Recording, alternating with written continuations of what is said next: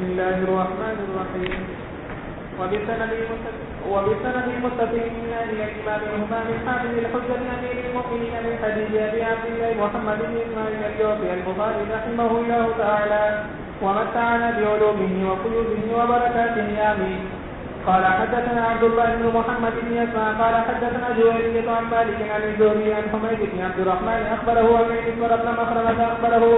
أن الرهط الذين ولهم عمر السماء فتساوروا قال لهم عبد الرحمن يكتب إلى ينافسكم على هذا الأمر ولكنكم إن شئتم استقلكم منكم فجعلوا ذلك إلى عبد الرحمن فلما بلغوا عبد الرحمن أمرهم فما الناس عن عبد الرحمن حتى ما أرى أحدا من الناس يتبع أولئك الرهط ولا يقوى عقبه وما الناس عن عبد الرحمن يشاهدونه تلك الليالي حتى إذا كانت الليلة التي أصبحنا منها فبايعنا عثمان قال يسر طرقني عبد الرحمن بعد هجرة من الليل فورد الباب حتى استيقظت فقال أوراك نائما فوالله ما استحلت هذه الثلاثة بكثير نوم منطلق فدعوا الزبير وسعدا ودعوته ما له فزاولهما ثم دعاني فقال ادعوا لي عليا فدعوته فناداه حتى بهار الليل ثم قام علي من عنده وهو على طمعه وقد كان عبد الرحمن يخشى من علي شيئا ثم قال ادعوا لي عثمان فناداه حتى فرق بينهما المؤذن بالصبح فلما صلى الناس الصبح واجتمعوا ذلك الرسول من المنبر فارسل الى من كان حاضرا من المهاجرين والانصار وارسل اليهم على الجنات وكانوا وافوا تلك الحجه مع عمر فلما اجتمعوا تشهد عبد الرحمن ثم قال اما بعد يا علي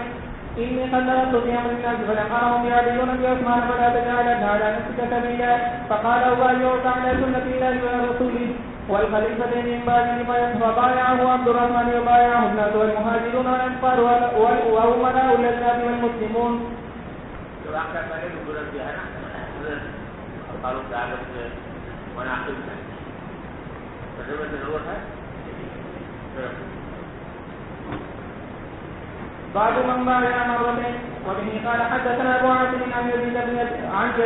ابي عبيد عن سلمة قال بايع النبي صلى الله عليه وسلم تحت الشجرة فقال لي يا سلمة ولا تبايع قلت يا رسول الله قد بايعت في الاول قال وفي الثاني.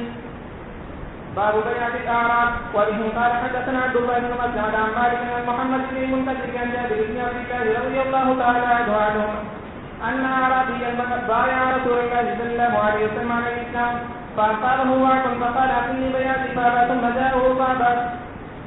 ثم جاءه فقال أعطني بيعتي فأبى فخرج فقال رسول الله صلى الله عليه وسلم المدينة تكفي بتنفي خبثها وتنفي طيبها.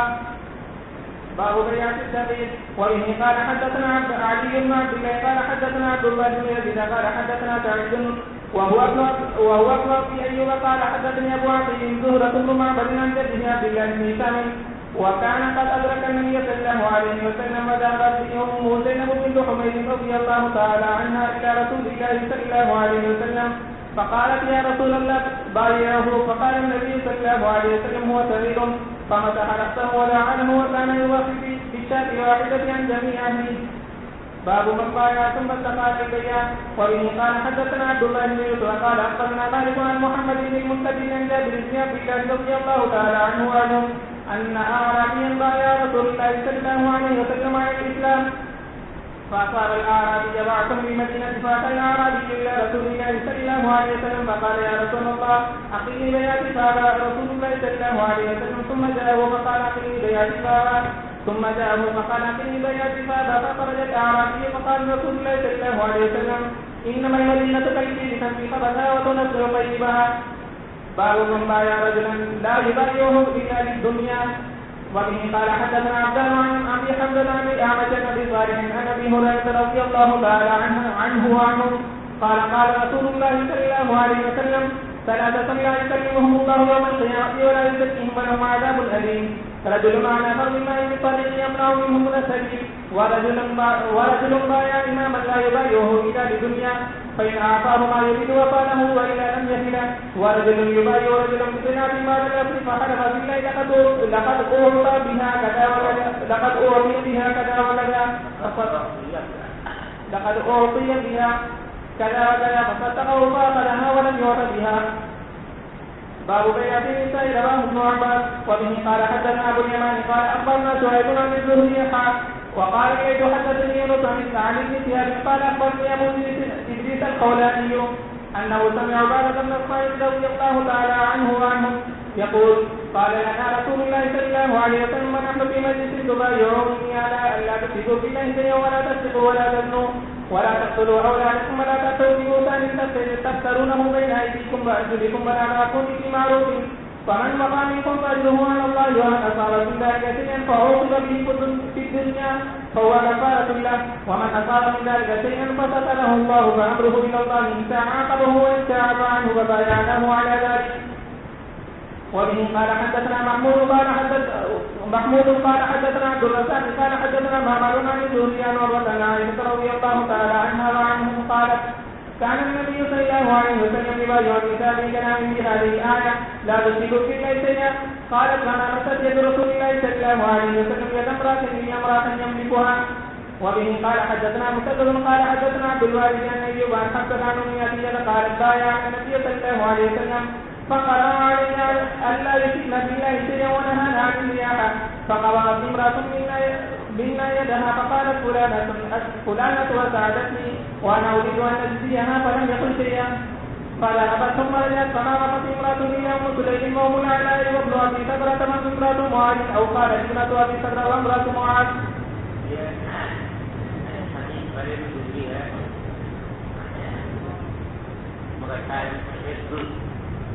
نیا ہے حضرت ام عطیہ رضی اللہ عنہا فرماتی ہے کہ بایعنا نبی صلی اللہ علیہ وسلم فقرا علیہ اللہ یشرکن باللہ شیئا عورتوں سے آپ نے بیعت لی تو آپ نے یہ آیت کی تلاوت فرمائی اللہ یشرکن باللہ جو آیتیں اور آیتیں اور ہمیں منع کیا نیاحہ سے نوحہ کرنے سے. تو ایک عورت کی ہم میں سے اس نے اپنا ہاتھ کھینچ لیا یعنی بیعت نہیں کی نوحہ نہ کرنے پر اور یہ کہا کہ پرانا تو عورت تھی کہ فلاں عورت نے میری مدد کی. اطاعت کہتے تھے اس بات کو کہ ایک عورت جو ہے وہ نوحہ کر رہی ہے اپنے کسی عزیز کے اوپر تو دوسری عورت باہر سے آتی ہے وہ بھی اس کے نوحے میں شامل ہو جاتی ہے وہ بھی رونق ملنا شروع کر دیتی ہے. وہ اس کو اطاعت کہتے ہیں یعنی جو اس کی مدد کر رہی ہے جو وہ نوحہ کر رہی ہے جو بھی ساتھ ساتھ اس کے لے میں ملاتی ہے تو اس کو اطاعت کہتے ہیں. تو اس عورت نے کہا کہ فلاں عورت نے میرا اطاعت کیا تھا یعنی ایک مرتبہ میں نوحہ کر رہی تھی اس نے آ کر میرے نوحے میں وہ شامل ہوئی تھی وہ انا اريد ان اجزيها اور میں چاہتی ہوں کہ اس کو بدلہ دوں یعنی میں بھی جا کے اس کے نوحے میں شریک ہو جاؤں اس لیے ابھی میں نوحہ نہ کرنے پر بیعت نہیں کر سکتی. بلکہ یقل چاہیے آپ نے تو کچھ کہا نہیں اس عورت کو بذہابت تو وہ گئی تمہارا جان سے واپس آ گئی یا واپس آ کر پھر بیعت جا کر اس نے اپنا کام کر دیا پورا اس عورت کو بدلہ دے دیا یہاں کا اور پھر آ کر دوبارہ بیعت وما وقت پر آپ کہتے ہیں کہ وہ جو بیعت کی تھی خواتین میں کہ میں ہم نوحہ نہیں کریں گی تو ان میں سے کسی نے بھی اس آیت کو پورا نہیں کیا سوائے چند خواتین سے جن میں ایک ام سلیم تھی ام العلاء ابی صبرہ حضرت معاذ کی بیوی تھی یا حضرت ابی صبرہ اور حضرت معاذ دونوں الگ الگ تھی راوی کو شک ہے. ان کے علم کے مطابق ان لوگوں نے تو بیعت کو پورا کیا باقی خواتین جو ہیں بیعت کو پورا نہ کر سکتی مطلب یہ کہ کسی نہ کسی جگہ بیعت کی خلاف ورزی ان سے ہو گئی لیکن ان خواتین سے ساری زندگی کو خلاف ورزی یہ باب من نكث بيعه وقوله تعالى إن الذين يبايعونك إنما يبايعون الله. وبه قال حدثنا أبو نعيم قال حدثنا سفيان عن محمد بن المنكدر قال سمعت جابر رضي الله تعالى عنه قال جاء أعرابي إلى رسول النبي صلى الله عليه وسلم فقال بايعني على الإسلام فبايعه على الإسلام ثم جاء الغد محموما فقال أعطني بابا ولما ظل قال المدينة كيفي تمسي خلتها وتغطي طيبها. بسم الله الرحمن الرحيم. باب الاستخلاف. به قال حدثنا يحيى بن يحيى قال اخبرنا سليمان بن بلال عن يحيى بن سعيد قال سمعت القاسم بن محمد قال قالت عائشة رضي الله تعالى عنها ورأساه فقال رسول الله صلى الله عليه وسلم ذاك لو كان وأنا حين فأستغفر لك وأدعو لك. فقالت عائشة رضي الله تعالى عنها وثقلتاه والله وثقلياه والله إني لا أظنك تحب موتي ولو كان ذلك لغلت آخر يوم معرس ببعض أزواجه. فقال النبي صلى الله عليه وسلم بل أنا ورثه لقد هممت وأردت أن أرسل إلى أبي بكر وإني فأعمد أن يقول القائلون أو يتمنى المتمنون ثم قلت يأبى الله ويسعى المؤمنون أو يسعى الله ويأبى المؤمنون. وبه قال حدثنا محمد بن يوسف قال حدثنا سفيان عن هشام بن عروة عن أبيه عن عبد الله بن عمر رضي الله تعالى عنهما وعنهم قال قيل لعمر رضي الله تعالى عنه ألا تستخلف؟ قال إن أستخلف فقد استخلف من هو خير مني أبو بكر رضي الله تعالى عنه وإن أترك فقد ترك من هو خير مني رسول الله صلى الله عليه وسلم. فأثنى عليه فقال راغب وراهب وددت أني نجوت منها كفافا لا لي ولا علي لا أتحملها حيا ولا ميتا. یہ عبداللہ بن عمر رضی اللہ عنہ فرماتے ہیں کہ حضرت عمر سے کہا گیا کہ الا تستخلف، یعنی جب حضرت عمر زخمی ہو گئے تھے تو سب لوگوں نے کہا کہ آپ اپنا خلیفہ نہیں بناتے کوئی، تو آپ نے فرمایا کہ تستخلف فقد استخلف من هو خیر، اگر میں کسی کو خلیفہ بناؤں تو یہ بھی ٹھیک ہے اس واسطے کہ مجھ سے جو بہتر تھے انہوں نے خلیفہ بنایا تھا اور ابو بکر صدیق رضی اللہ عنہ انہوں نے حضرت عمر کو خلیفہ بنایا تھا. وَإِنْ أَتْرُكْ، اور اگر میں کسی کو خلیفہ نہ بناؤں فقد ترک من هو خیر، تو یہ بھی کسی بھی گنجائش ہے اس واسطے کہ جو مجھ سے بہتر تھے انہوں نے اس کے خلاف کو چھوڑا تھا، یعنی نبی کریم صلی اللہ علیہ وسلم کہ آپ نے کوئی خلیفہ نہیں بنایا تھا. رسول اللہ صلی اللہ علیہ وسلم اثنا والے لوگوں نے حضرت عمر کی تعریف کی. فقال راغب وراہب، تو آپ نے یہ جملہ بولا کہ راغب وراہب. اس کا کیا مطلب تھا؟ ایک مطلب اس کا یہ ہو سکتا ہے کہ جب وہ تعریف کر رہے تھے حضرت عمر کی تو آپ نے یہ فرمایا کہ کچھ لوگ تو تعریف کر رہے ہیں رغبت کی وجہ سے، یعنی اس وجہ سے تعریف کر رہے ہیں تاکہ میں ان کو کوئی انعام دوں یا ان کے لیے کوئی بہتری کا راستہ نکالوں. اور بعض لوگ تعریف کر رہے ہیں راغب ہونے کی حیثیت سے، یعنی ڈرنے کی وجہ سے کہ مجھ سے ڈرتے ہیں کیونکہ اگر ان کے خلاف کچھ کہوں گا تو کوئی تو میرا انجام برا ہو سکتا ہے. تو بعض لوگوں نے اس کی تفصیل یہ کی ہے راغب وراہب. اور بعض رات نے فرمایا کہ راغب وراہب کے معنی یہ ہے کہ اپنے بارے میں فرما رہے ہیں کہ جو تم تعریف میری کر رہے ہو تو مجھے تھوڑی سی رغبت کی ہے اللہ تعالیٰ تبارک و تعالیٰ کی رحمت سے امید کی ہے کہ شاید اللہ تعالیٰ مجھے معاف فرما دے اور مجھے اللہ تبارک و تعالیٰ کوئی صلہ عطا فرمائے. لیکن ساتھ ساتھ میں ڈرتا بھی ہوں کہ کہیں ایسا نہ ہو کہ میری کسی بات کے اوپر پکڑ ہو جائے. تو راغب وراہب یہ خبر ہے مبتدا محذوف کی کہ انا راغب وراہب. اور بعض رات نے تیسری تفصیل کی ہے اور وہ یہ کہ بعض لوگ جو ہیں وہ تو خلافت کے معاملے میں رغبت کر رہے ہیں. راغب کا مطلب ہے کچھ لوگ ہیں جو رغبت کر رہے ہیں اس بات کی کہ ان کو خلیفہ بنا دیا جائے،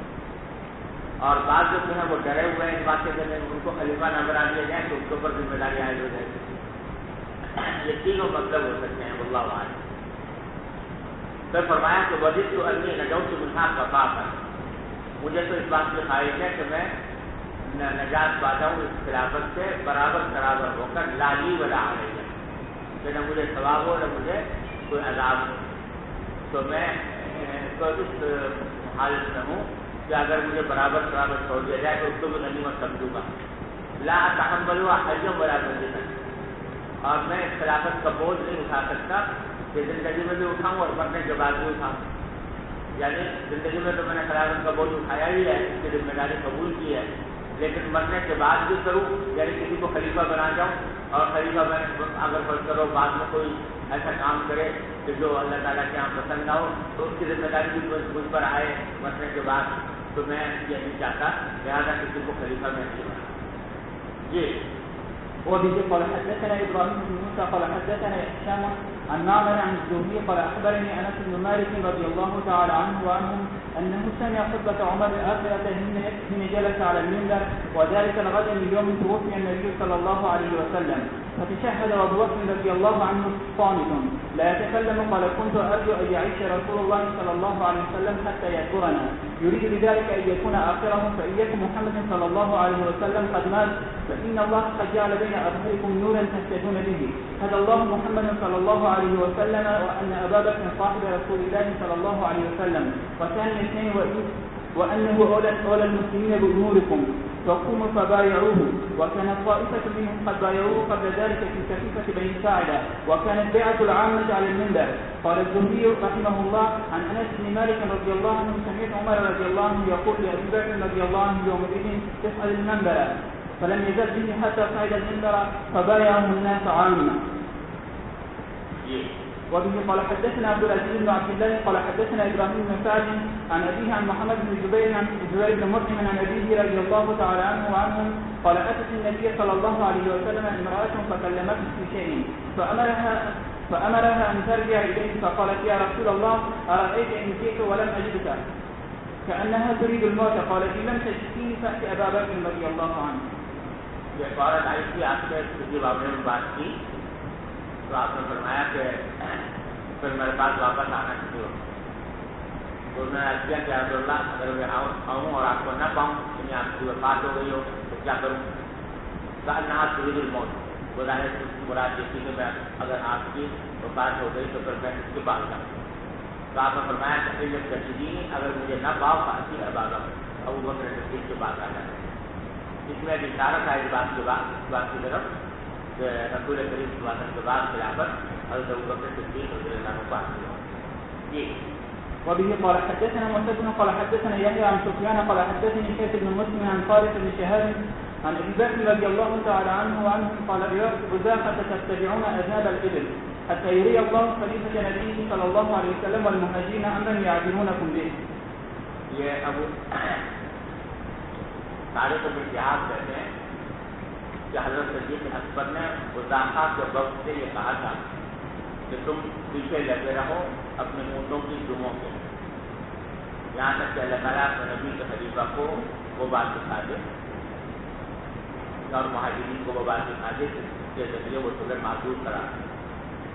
اصل میں ایسا یہ تھا کہ یہ بزاقہ قبیلہ تھا اور یہ لوگ جو تھے بحرین کے قریب ایک جگہ آباد تھے اور نبی کریم صلی اللہ علیہ وسلم کے مثال کے بعد وہ مرتد ہو گئے تھے اور مرتد ہو کر وہ انہوں نے باقاعدہ صحابہ کرام سے قتال کیا، لڑائی، اور اس لڑائی میں بہت سے کئی صحابہ کرام شہید ہوئے. بعد میں جب یہ بزاقہ کے لوگ جو ہیں یہ طائب ہوئے اور دوبارہ اسلام لائے اور اسلام لا کر حضرت صدیق اکبر رضی اللہ عنہ کے پاس حاضر ہوئے، تو حضرت صدیق اکبر رضی اللہ تعالیٰ عنہ نے ان کو کہا کہ تم اب اگر اسلام لے آئے ہو لیکن اب دو باتوں سے ایک بات پسند کر لو. ایک تو یہ کہ ایسا ہو جائے کہ جو کچھ بھی تمہارے ہتھیار ہیں اس پر ہم قبضہ کر لیں اور قبضہ کرنے کے ساتھ ساتھ تمہارا مال غنیمت جو ہے وہ بھی ہمارے پاس ہو، اور ساتھ ساتھ یہ کہ تم دیت بھی ادا کرو ان صحابہ کرام کی جو تمہارے ساتھ لڑتے ہوئے شہید ہوئے، کیونکہ تمہارے قتال کی وجہ سے وہ شہید ہوئے ہیں، اس بات کو ان کی دیت بھی ادا کرو. یہ کہا تھا آپ نے بزاقہ کے وقت. تو اس پر بزاقہ سے لوگوں نے کہا کہ جہاں تک ہتھیاروں کے پھینکنے کا تعلق ہے وہ تو ہم ہتھیار آپ کو دے دیں گے، ہمارے غنیمت کی آپ ہمارا لے جائیں لے لیں، لیکن اتنے سارے لوگ جو شہید ہوئے ہیں ان کی دیت ادا کرنا ہمارے لیے بڑا مشکل ہے. تو آپ نے ان سے فرمایا کہ اچھا ٹھیک ہے، تو اس معاملے پر میں غور کروں گا اور اپنے دوسرے مہاجر صحابہ کرام سے مشورہ کروں گا، اور جب تک کہ کوئی رائے قائم ہو تب تک تم واپس چلے جاؤ اپنی بستیوں میں اور جا کر جیسے تم اپنے اونٹوں کی کے ساتھ جو کاروبار کیا کرتے ہو وہ کرتے رہو، یعنی اونٹوں کے پیچھے لگے رہو، کاشتکاری کرتے ہو یا جو کچھ بھی کرتے ہو تو ان کے پیچھے لگے رہو، یہاں تک کہ مشورے کے نتیجے میں اللہ تعالیٰ اپنے نبی کے خلیفہ کو یعنی مجھے وہ بات ظاہر کر دے جو اللہ تعالیٰ کو پسند ہے، اور کہتے ہیں کہ فی الحال تمہارے معاملے کو مؤخر کرتے ہیں، تم جاؤ اپنے کام میں لگو، اور پھر ہم نے مشورہ کرنے کے بعد تمہارے بارے میں کوئی رائے قائم کریں گے۔ چنانچہ ایسا ہی ہوا، وہ لوگ چلے گئے اور صدیق اکبر رضی اللہ عنہ نے اپنے ساتھیوں سے مشورہ کیا کہ بھائی کیا کرنا چاہیے۔ تو حضرت عمر رضی اللہ عنہ نے یہ مشورہ دیا کہ جہاں تک تعلق ہے ان کے ہتھیاروں کو قبضے میں لینے کا، ان کے مال غنیمت کو قبضے میں لینے کا، وہ تو برحق ہے، آپ اس پر قائم رہیں، لیکن جہاں تک ان حضرات شہداء جو کہ شہید ہوئے ہیں ان کی دیت کا تعلق ہے تو اللہ تعالیٰ نے انہوں نے اللہ کے راستے میں جان دی ہے، اللہ تعالیٰ نے ان کو شہادت کا مقام عطا فرمایا، اور اس لڑائی کے دوران جو بات ہوئی تھی تو اس واسطے ان کی دیت کا مطالبہ نہ کریں۔ چنانچہ پھر ایسا ہی ہوا، اکبر نے دیت کا مطالبہ نہیں کیا اور ان کے ہتھیار اور اس کے مال غنیمت کا قبضہ میں لیا، لیکن دیت کا مطالبہ نہیں کیا۔ تو یہاں وہی بات کریں کہ آپ نے کہا تھا مذاکرہ کے وقت سے کہ تب تک ضرور ناول کہ تم اپنے اونٹوں کے دوموں کے پیچھے چلتے رہو، مطلب اپنے کام میں لگے رہو جس کام میں ہو، یہاں تک کہ اللہ تعالیٰ دکھا دے اپنے نبی کے خلیفہ کو اور مہاجرین کو کوئی ایسی بات کہ جس کے ذریعے وہ تمہیں معذور قرار دے اور تم سے دیت کا مطالبہ نہ کریں۔ یہ باب وبه قال حدثنا محمد بن المثنى قال حدثنا غندر قال حدثنا شعبة عن عبد الملك قال سمعت جابر بن سمرة رضي الله تعالى عنه وعنهم قال سمعت النبي صلى الله عليه وسلم يقول 12 أميرا فقال كلمة لم أسمعها فقال أبي إنه قال كلهم من قريش۔ جابر بن سمرة کی حدیث ہے جو فرماتے ہیں کہ نبی کریم صلی اللہ علیہ وسلم کو ارشاد فرماتے ہوئے سنا جو 12 امیر ہوں گے، اور اس کے بعد جب کوئی ایسا کلمہ کہا جو میں نے سنا نہیں تو میرے والد نے پھر بتایا کہ یہ فرمایا تھا کہ کل لحم میں قریش، تو 12 کے 12 جو ہے وہ سب قریش کے تعلق رکھتے ہیں۔ اب یہ حدیث جو ہے یہ مشکلات میں شمار کی گئی ہے اس لحاظ سے کہ 12 امیروں کی تعیین کرنے میں لوگ پریشان ہوئے ہیں کہ کون مراد ہے کہ 12 امیروں، تو اس واسطے کہ اگر مراد ہے خلفائے راشدین تو وہ تو 4 ہی تھے، اس کے بعد کوئی اور نہیں، اور اگر مراد ہے کہ چاہے راشد ہوں یا غیر راشد ہوں سارے خلفاء مراد ہیں تو 12 سے نہیں زیادہ ہیں جو حضور کے بعد جو جن کو خلافت ملی، تو 12 کا عدد کیا ہے؟ تو حافظ ابن حجر رحمۃ اللہ علیہ نے اس کی تشریح یہ کی ہے فتح الباری میں کہ 12 امیروں کے مراد وہ 12 امیر ہیں جو رسول کریم صلی اللہ علیہ وسلم کے بعد آئے اور جن کی خلافت مستحکم رہی اور مضبوط رہی اور اس میں کوئی فتنہ پیش نہیں آیا، وہ امیر مراد ہیں۔ پھر انہوں نے اپنے زمانے تک جتنے بھی عمرا آئے ہیں ان کی تعداد شمار کی ہے کہ یہ 12 بنتے ہیں وہ ایسے عمرا کہ جن کی خلافت جو ہے وہ بڑی مستحکم رہی۔ لیکن حضرت گنگوئی رحمۃ اللہ نے فرمایا کہ کوئی ہم جب تک نبی کریم صلی اللہ علیہ وسلم نے تعین نہیں فرمائی کہ 12 امیر کون سے ہیں تو ہمیں بھی تعین کرنے کی کوئی ضرورت نہیں ہے۔ ہو سکتا ہے کہ وہ ہوں جو ان میں سے ہوں جو پہلے گزر گئے، اور ہو سکتا ہے ان میں سے کچھ ایسے بھی ہوں جو آئندہ آنے والے ہوں، اس واسطے ہمیں تعین کرنے کی کوئی ضرورت نہیں ہے۔ بس جو بھی مراد ہے نبی کریم صلی اللہ علیہ وسلم کی وہ برحق ہے کہ 12 امیر ہوں گے نبی کریم صلی اللہ علیہ وسلم کے بعد اور سب قریش سے تعلق رکھتے ہوں گے اور ان کی عمارت جو ہے وہ اچھی قائم رہے گی، ہم اس کی تعین کرنے کی ہمیں ضرورت نہیں ہے۔ اللہ تعالیٰ یہ جانتے ہیں کیا بڑا باب إخراج الخصوم وأهل الغيب من البيوت بعد المعرفة وقد أخرج عمر رضي الله تعالى عن أخت أبي بكر حين ناحت. وبه قال حدثنا إسماعيل قال حدثنا مالك عن الإسناد عن ابي الزناد عن الاعرج عن ابي هريره رضي الله تعالى عنه وعنهم ان رسول الله صلى الله عليه وسلم قال والذي نفسي بيده لقد هممت ان امر بحطب يتحطب ثم امر بالصلاه فيؤذن لها ثم امر رجلا فيؤم الناس ثم اخالف الى رجال فاحرق عليهم بيوتهم والذي نفسي بيده لو يعلم احدهم انه يجد عرقا سمينا او من 200 حسنتين لشهد العشاء. قال محمد بن يوسف قال يونس قال محمد بن سليمان قال ابو عبد الله بن مالك ما بين ضرس الشاة من اللحم مثل منفات وميراث الميم مخفوضه. باب هل الامام ان يمنع المجرمين واهل المعصيه من الكلام معه والزياره ونحوه. وبه قال حدثنا يحيى بن بكير قال حدثنا ليس عن عقيل عن شهاب عن عبد الرحمن بن عبد الله بن كعب بن مالك ان عبد الله بن كعب بن مالك رضي الله تعالى عنه وكان قائد كعب من بنيه حين عمي قال سمعت كعب بن مالك رضي الله تعالى عنه قال لما تخلف عن رسول الله صلى الله عليه وسلم في غزوة تبوك فذكر حديثه ونهى رسول الله صلى الله عليه وسلم المسلمين عن كلامنا فلبثنا على ذلك 50 ليلة وآذن رسول الله صلى الله عليه وسلم بتوبة الله علينا. بسم الله الرحمن الرحيم. كتاب التمنى باب ما جاء في التمني. كتاب التمني باب ما جاء في کتاب التمنی جو ہے جس کے امام بخاری نے قائم کی ہے کہ ایک حدیث آتی ہے جو نسائی اور ابن ماجہ میں حضرت ابو ہریرہ رضی اللہ تعالیٰ عنہ سے مروی ہے کہ رسول کریم صلی اللہ علیہ وسلم نے فرمایا کہ ایاکم واللو فإن اللو تفتح عمل الشیطان. یعنی یہ فرمایا کہ ایاکم واللو لو کہنے سے بچو.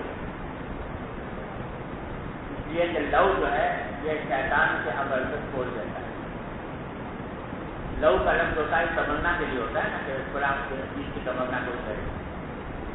تو اس سے بعد لوگ یہ سمجھ سکتے تھے کہ کسی بھی قسم کی تمنا کرنا یہ نبی کریم صلی اللہ علیہ وسلم منع کر دیا. سمجھے نا؟ تو جہاں امام بخاری رحمۃ اللہ علیہ کی کتاب التمنی میں یہ بتانا چاہتے ہیں کہ وہ جو ممانعات ہے تمنا کرنے کی وہ دو صورتوں میں ہے ممانعات. باقی دو صورتیں اگر نہ ہوں تو اگر آدمی کسی بات کی تمنا کرے تو کوئی حرج نہیں. جو منع کیا گیا ہے وہ ایک تو اس بات کو کہ جو واقعہ پہلے ہو چکا گزر گیا اس کے بارے میں آدمی یہ سوچے کہ اگر میں نے ایسا کر لیا ہوتا تو یوں ہو جاتا. تو یہ اس قسم کی تمنا کرنا یہ ایک طرح سے ایک تو حسرت ہے ماضی کے کسی واقعے کے اوپر بلا وجہ اگر اس کا کچھ بھی پورا شخص کا انتقال ہو گیا اگر میں بڑا ڈاکٹر کو دکھا دیتا تو وہ بہتر یاد ہو جاتا مطلب. تو یہ فضول بات ہے. جب ایک موت آ گئی تو وہ لوٹائی نہیں جا سکتی. اس کے بارے میں ماضی کے واقعے کے بارے میں یہ کہنا کہ اگر یوں ہوتا تو یوں کر لیتا یہ حسرت پیدا کرتا ہے جس کا کچھ حاصل نہیں. اور بعض اوقات اس سے تقدیر پر شکوہ بھی پیدا ہوتا ہے کہ ایسا کیوں ہو گیا, ایسا کیوں مقدر ہوا, تو تقدیر کے اوپر ایک شکوہ ہوتا ہے. تو ایسے موقع پر تمنا کرنا اور ایسے موقع پر لو کا استعمال کرنا یہ ہے جس کی ممانعت کی گئی ہے, کیونکہ اس سے ایک تو حسرت سے سوا کچھ حاصل نہیں ہوگا, دوسرے یہ کہ اس سے اندیشہ ہے عقیدے کے خراب ہونے کا بھی, کیونکہ اس میں تقدیر کے اوپر شکوہ پائے. سمجھے نا؟ اور دوسرا موقع لو کے استعمال کے ناجائز ہونے کا اور اس کے برا ہونے کا یہ ہے کہ کوئی آدمی کسی غیر اختیاری امر کی تمنا کرے جس کی ممانعت قرآن کریم میں بیان میں تمنا ہوں مقصد اللہ علیہ عورت اللہ بعض. کوئی ایسا جائے کہ کانچ میں عورت ہوتا جو عورت کو جائے کہ کانچ میں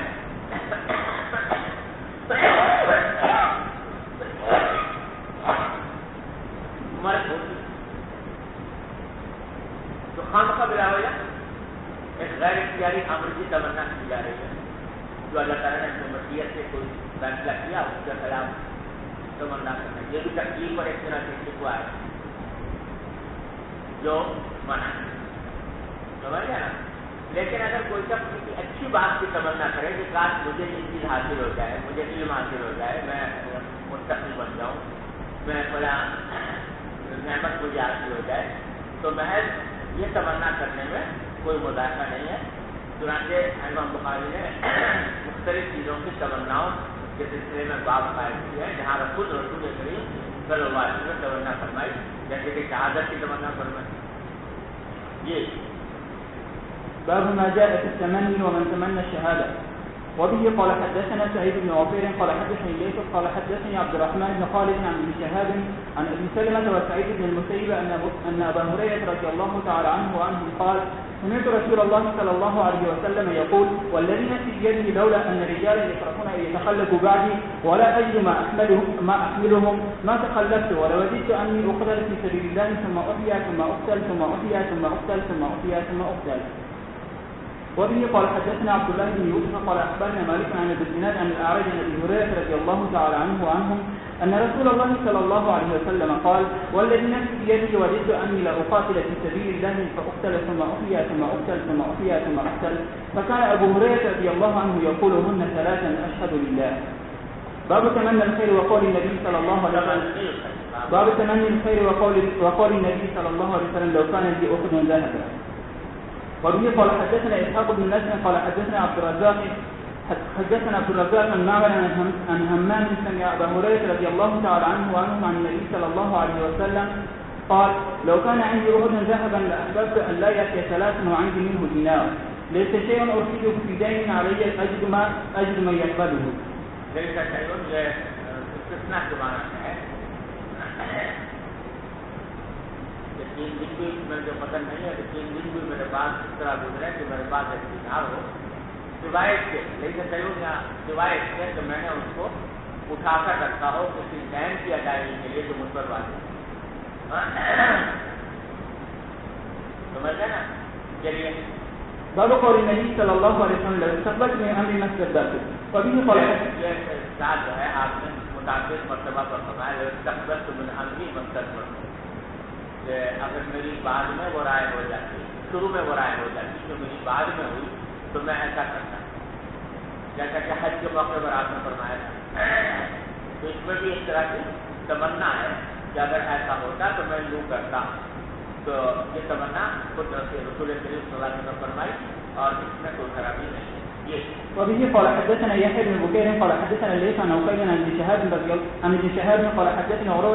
عروة عن عائشة رضي الله تعالى عنها وعنهم قالت قال رسول الله صلى الله عليه وسلم لو استقبلت من امري ما استدبرت ما سقط الهدي ولا حللت مع الناس من حلي. وبه قال حدثنا الحسن بن عمر قال حدثنا يزيد عن حبيب عن عطاء عن جابر بن عبد الله رضي الله تعالى عنه وعنه قال كنا مع رسول الله صلى الله عليه وسلم فلبينا بالحج وقدمنا مكة ل4 خلون من ذي الحجة فأمرنا النبي صلى الله عليه وسلم أن نطوف بالبيت والصفا والمروة وأن نجعلها عمرة ونحل إلا من معه هدي. قال ولم يكن مع أحد منا هدي غير النبي صلى الله عليه وسلم وطلحة وجاء علي رضي الله عنه من اليمن معه الهدي فقال أهلت بما أهل به رسول الله صلى الله عليه وسلم فقالوا ننطلق إلى منى وذكر أحدنا يقصر. قال رسول الله صلى الله عليه وسلم إني لو استقبلت من أمري ما استدبرته ما أحدث ولولا أن معي الهدي لحللته. قال ولقيه سراقة بن مالك وهو يرمي جنبة العقبة فقال يا رسول الله جنبة العقبة فقال يا رسول الله ألنا هذه خاصة؟ قال لا بل للأبد. یہ سوال جو کیا سراقة بن مالک نے وہ یہ جعلنا هذه خاصة یعنی یہ جو اشہر حج میں عمرے کا آپ نے حکم دیا عمرہ کرنے کا, تو پوچھا کہ یہ صرف اسی سال کے لیے خاص ہے تو یہ کہ ہمیشہ کے لیے اب یہ اجازت ہو گئی ہے کہ اشہر حج میں عمرہ کیا جائے. تو آپ نے فرمایا کہ لا بالخبر ہمیشہ کے لیے یہ. قال وكانت عائشة رضي الله تعالى عنها قدمت مكة وهي حائض فأمرها النبي صلى الله عليه وسلم أن تنسك المناسك كلها غير أنها لا تطوف بالبيت ولا تصلي حتى تطهر. فلما نزلوا البطحاء قالت عائشة رضي الله تعالى عنها يا رسول الله أتنطلقون بحجة وعمرة وأنطلق بحجة؟ قال ثم أمر عبد الرحمن بن أبي بكر الصديق رضي الله تعالى عنهما أن ينطلق معها إلى التنعيم فاعتمرت عمرة في ذي الحجة بعد أيام الحج. باب قوله ليس كذا وكذا.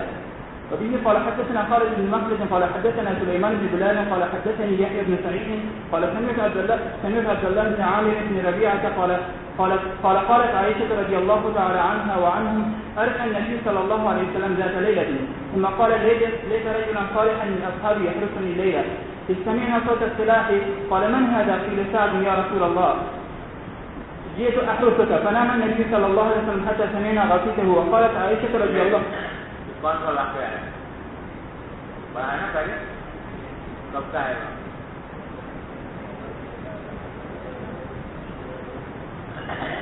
آپ نے یہ خواہش ظاہر فرمائی تھی کہ کوئی میرا پہرا گیا آج کی رات پھر سات رضی اللہ تعالیٰ آ گئے انہوں نے پہرا کیا. کون سا ہے؟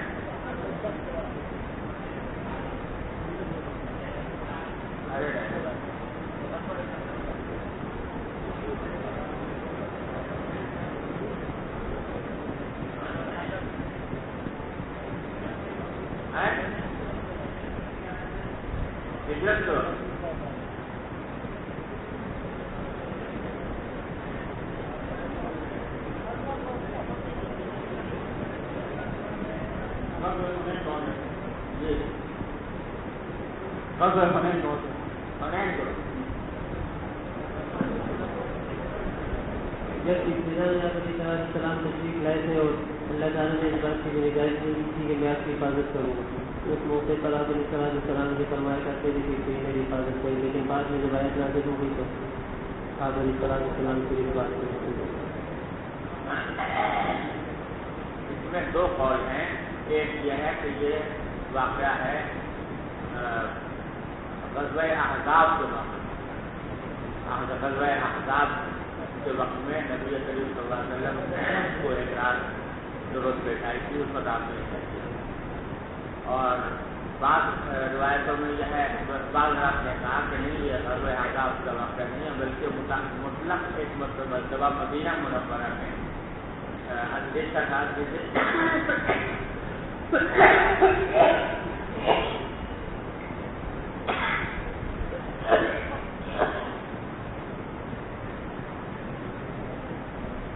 مدینہ منورہ میں کسی دشمن کے حملے کا اندیشہ تھا. اس موقع پر آپ نے یہ بات کی. دونوں قول ہیں. چلیے جی. رضی اللہ تعالیٰ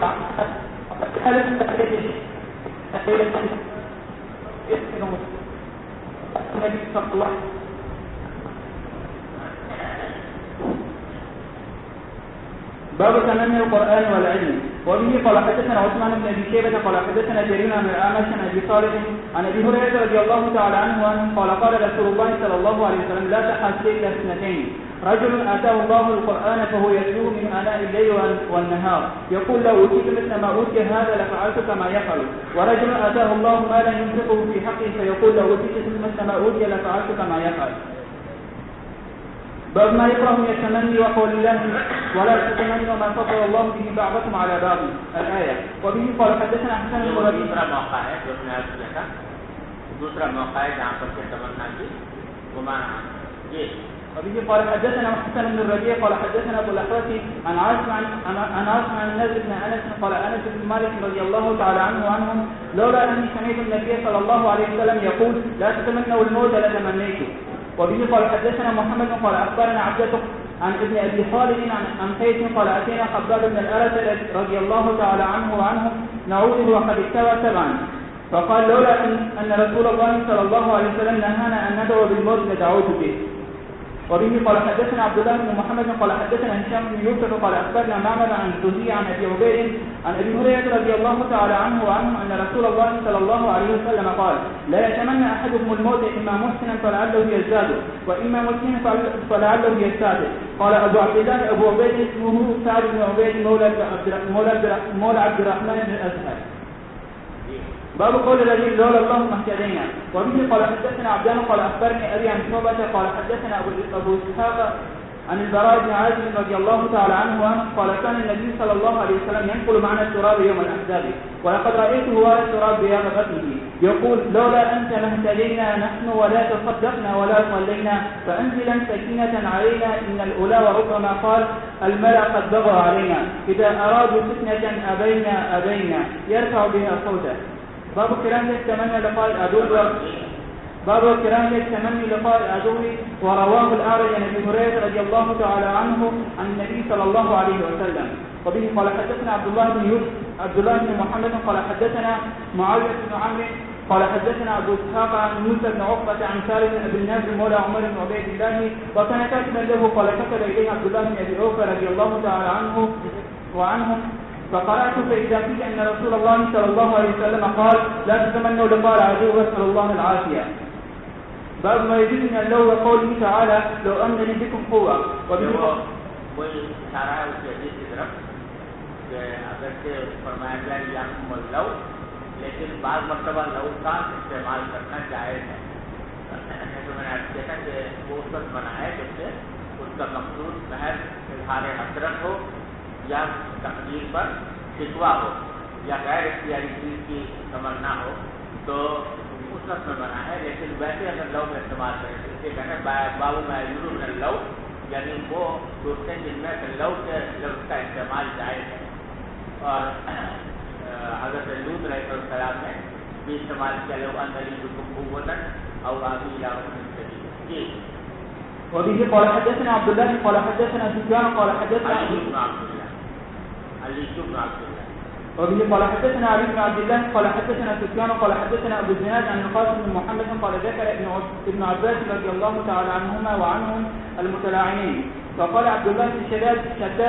انت التي قال رسول الله صلى الله عليه وسلم لو كنت راجما امرأة عن غير بينة قال لا تلك امرأة اعلنت. وبه قال حدثنا علي قال حدثنا سفيان قال عمرو حدثنا عطاء رحمه الله تعالى قال أتانا النبي صلى الله عليه وسلم بالعشاء فخرج عمر رضي الله تعالى عنه فقال الصلاة يا رسول الله رقد النساء والصبيان فخرج ورأسه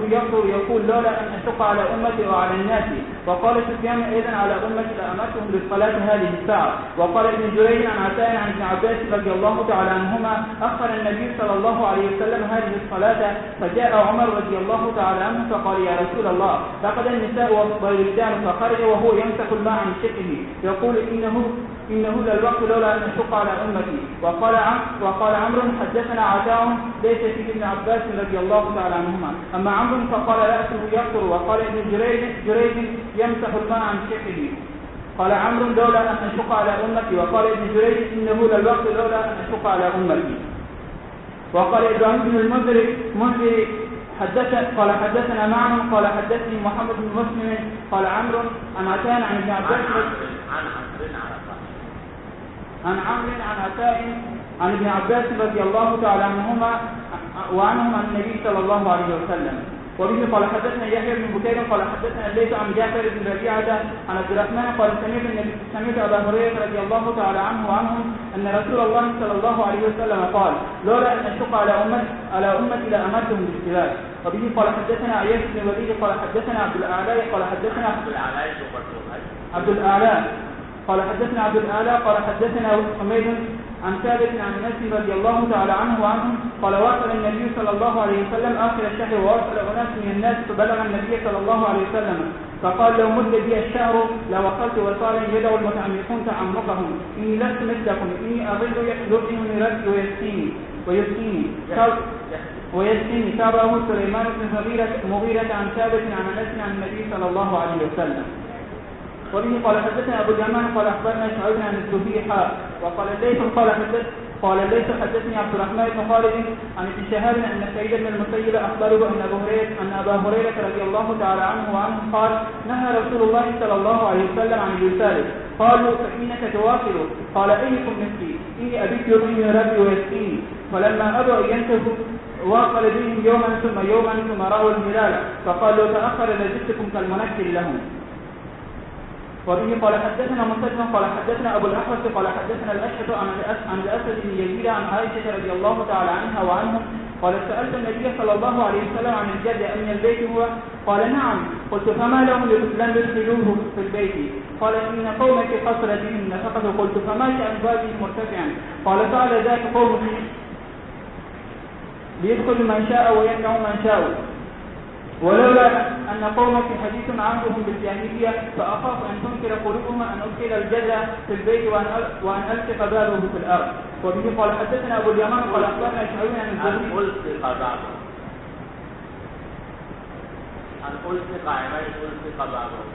وأن ألصق بابه في الأرض. وبه قال حدثنا أبو اليمان قال أخبرنا شعيب عن الزهري قال حدثنا أبو الزناد عن الأعرج عن أبي هريرة رضي الله تعالى عنه وعنه قال قال النبي صلى الله عليه وسلم لولا الهجرة لكنت امرئا من الأنصار، ولو سلك الناس واديا أو سلكت الأنصار واديا أو شيبا لسلكت وادي الأنصار أو شيب الأنصار. وبه قال حدثنا موسى قال حدثنا وهيب عن عمرو بن يحيى عن عباد بن تميم عن عبد الله بن زيد رضي الله تعالى عنه وعنه عن النبي صلى الله عليه وسلم قال لولا الهجرة لكنت امرئا من الأنصار، ولو سلك الناس واديا أو شيبا لسلكت وادي الأنصار أو شعبها. تابعه أبو التياح عن أنس رضي الله تعالى عنه عن النبي صلى الله عليه وسلم في الشعر. بسم الله الرحمن الرحيم. كتاب أخبار الآهاد. کتاب آخر میں قائم فرمائی بخاری رحمۃ اللہ علیہ نے جو بتانے کے لیے خبر واحد کی حجت ہوتی ہے، کیونکہ زیادہ تر احادیث جو کتاب میں مذکور ہیں وہ اخبار احاد سے تعلق رکھتی ہے، تو آخر میں اخبار احاد کی حجیت پر دلائل قائم کیے ہوتا ہے۔ ابتدا میں اس مسئلے میں کچھ تھوڑا سا کلام رہا ہے، اختلاف بھی رہا ہے، جو بعض حضرات اخبار احاد کی حجیت کو میں شک کرتے تھے، خاص طور سے خوارج جو تھے وہ اخبار احاد کو بالکل نہیں مانتے تھے، تو شروع میں کچھ اس بارے میں اختلاف رہا، لیکن بعد میں اس پر اجماع ہو گیا کہ خبر واحد کی حجت ہو سکتی ہے۔ البتہ یہ بات یاد رکھنی چاہیے کہ خبر واحد جو ہوتی ہے وہ قطعی نہیں ہوتی، ظنی ہوتی ہے، لیکن ظن ایسا جو موجب عمل ہے، لہذا اس کے اوپر عمل تو واجب ہے خبر واحد کے اوپر، لیکن اس کو سمجھا جاتا ہے ظنی ہی، قطعی نہیں، جب تک کہ وہ تواتر یا شہرت کے حد تک نہ پہنچ جائے۔ اور خبر واحد کے قبول ہونے میں یہ سمجھ لینا چاہیے کہ کوئی عملی مسئلہ ہو تو خبر واحد ثابت ہو جاتا ہے اور وہ موجب عمل ہوتا ہے۔ اسی طرح اگر عقائد میں سے کچھ فرعی عقائد کا تعلق ہے وہ بھی خبر واحد سے ثابت ہوتا ہے، لیکن جو عقائد قطعیہ ہے جن پر کفر اور ایمان کا دار و مدار ہے وہ خبر واحد سے ثابت نہیں ہوتے، وہ اس کے لیے تواتر ضروری ہے، سمجھے نا۔ لیکن جو خبر واحد ثابت ہو سکتا ہے ایک تو عملی مسئلہ اور دوسرے فرعی اعتقادی مسائل، سمجھے نا۔ بعض لوگ سمجھتے ہیں کہ جتنے بھی عقیدے کے مسائل ہیں وہ سب کفر و اسلام کی بنیاد ہے، ایسا نہیں ہے۔ بعض عقائد تو ایسے ہیں جو کفر و اسلام کی بنیاد ہیں، اگر کوئی شخص ان کا انکار کر دے تو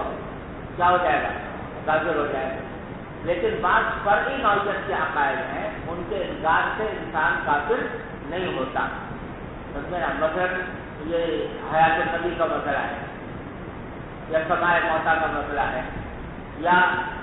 جو ہے یہ مسئلہ ہے کہ آپ کے عرش اور کعبہ افضل ہے یا نبی کریم صلی اللہ علیہ وسلم کے روضہ افضل ہے مسائل کے طور پر۔ اب یہ مسائل ہیں تو عقائد سے تعلق رکھنے والے، لیکن یہ ایسے مسائل ہیں جن پر کفر و ایمان کا دار و مدار ہے، لہٰذا ان میں ثبوت کے لیے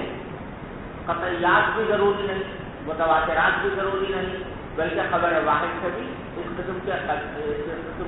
مسائل عقیدے کے مسائل ثابت ہو سکتے ہیں، سمجھے نا۔ بعض اوقات ہوتا یہ ہے کہ جو فروعی عقائد ہیں ان کے اوپر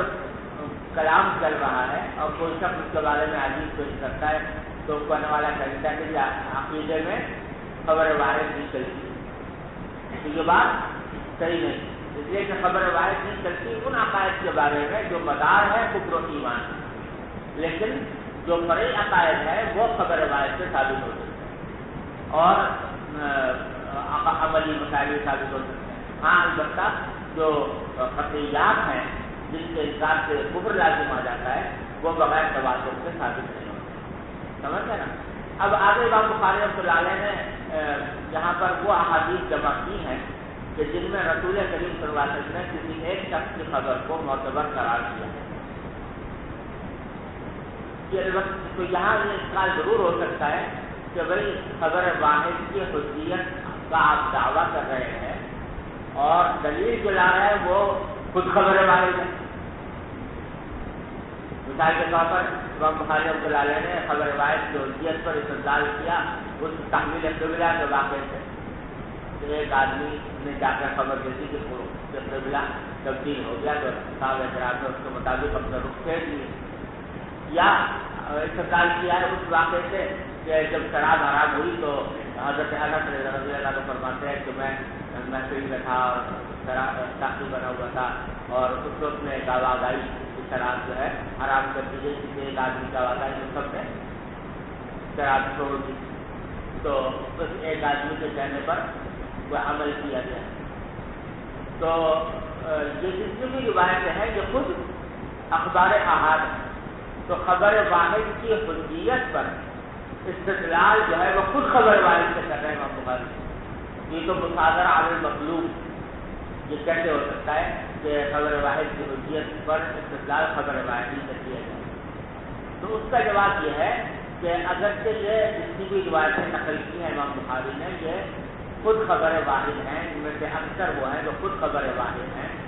لیکن ان کا مجموعہ ایک قدر مشترک دے رہا ہے. اور یہ وہی چیز ہے کہ جس کو ابتدا میں کب ایمان میں آپ نے پڑھا ہوگا کہ داتا فرماتے ہیں کہ تواتر کی قدر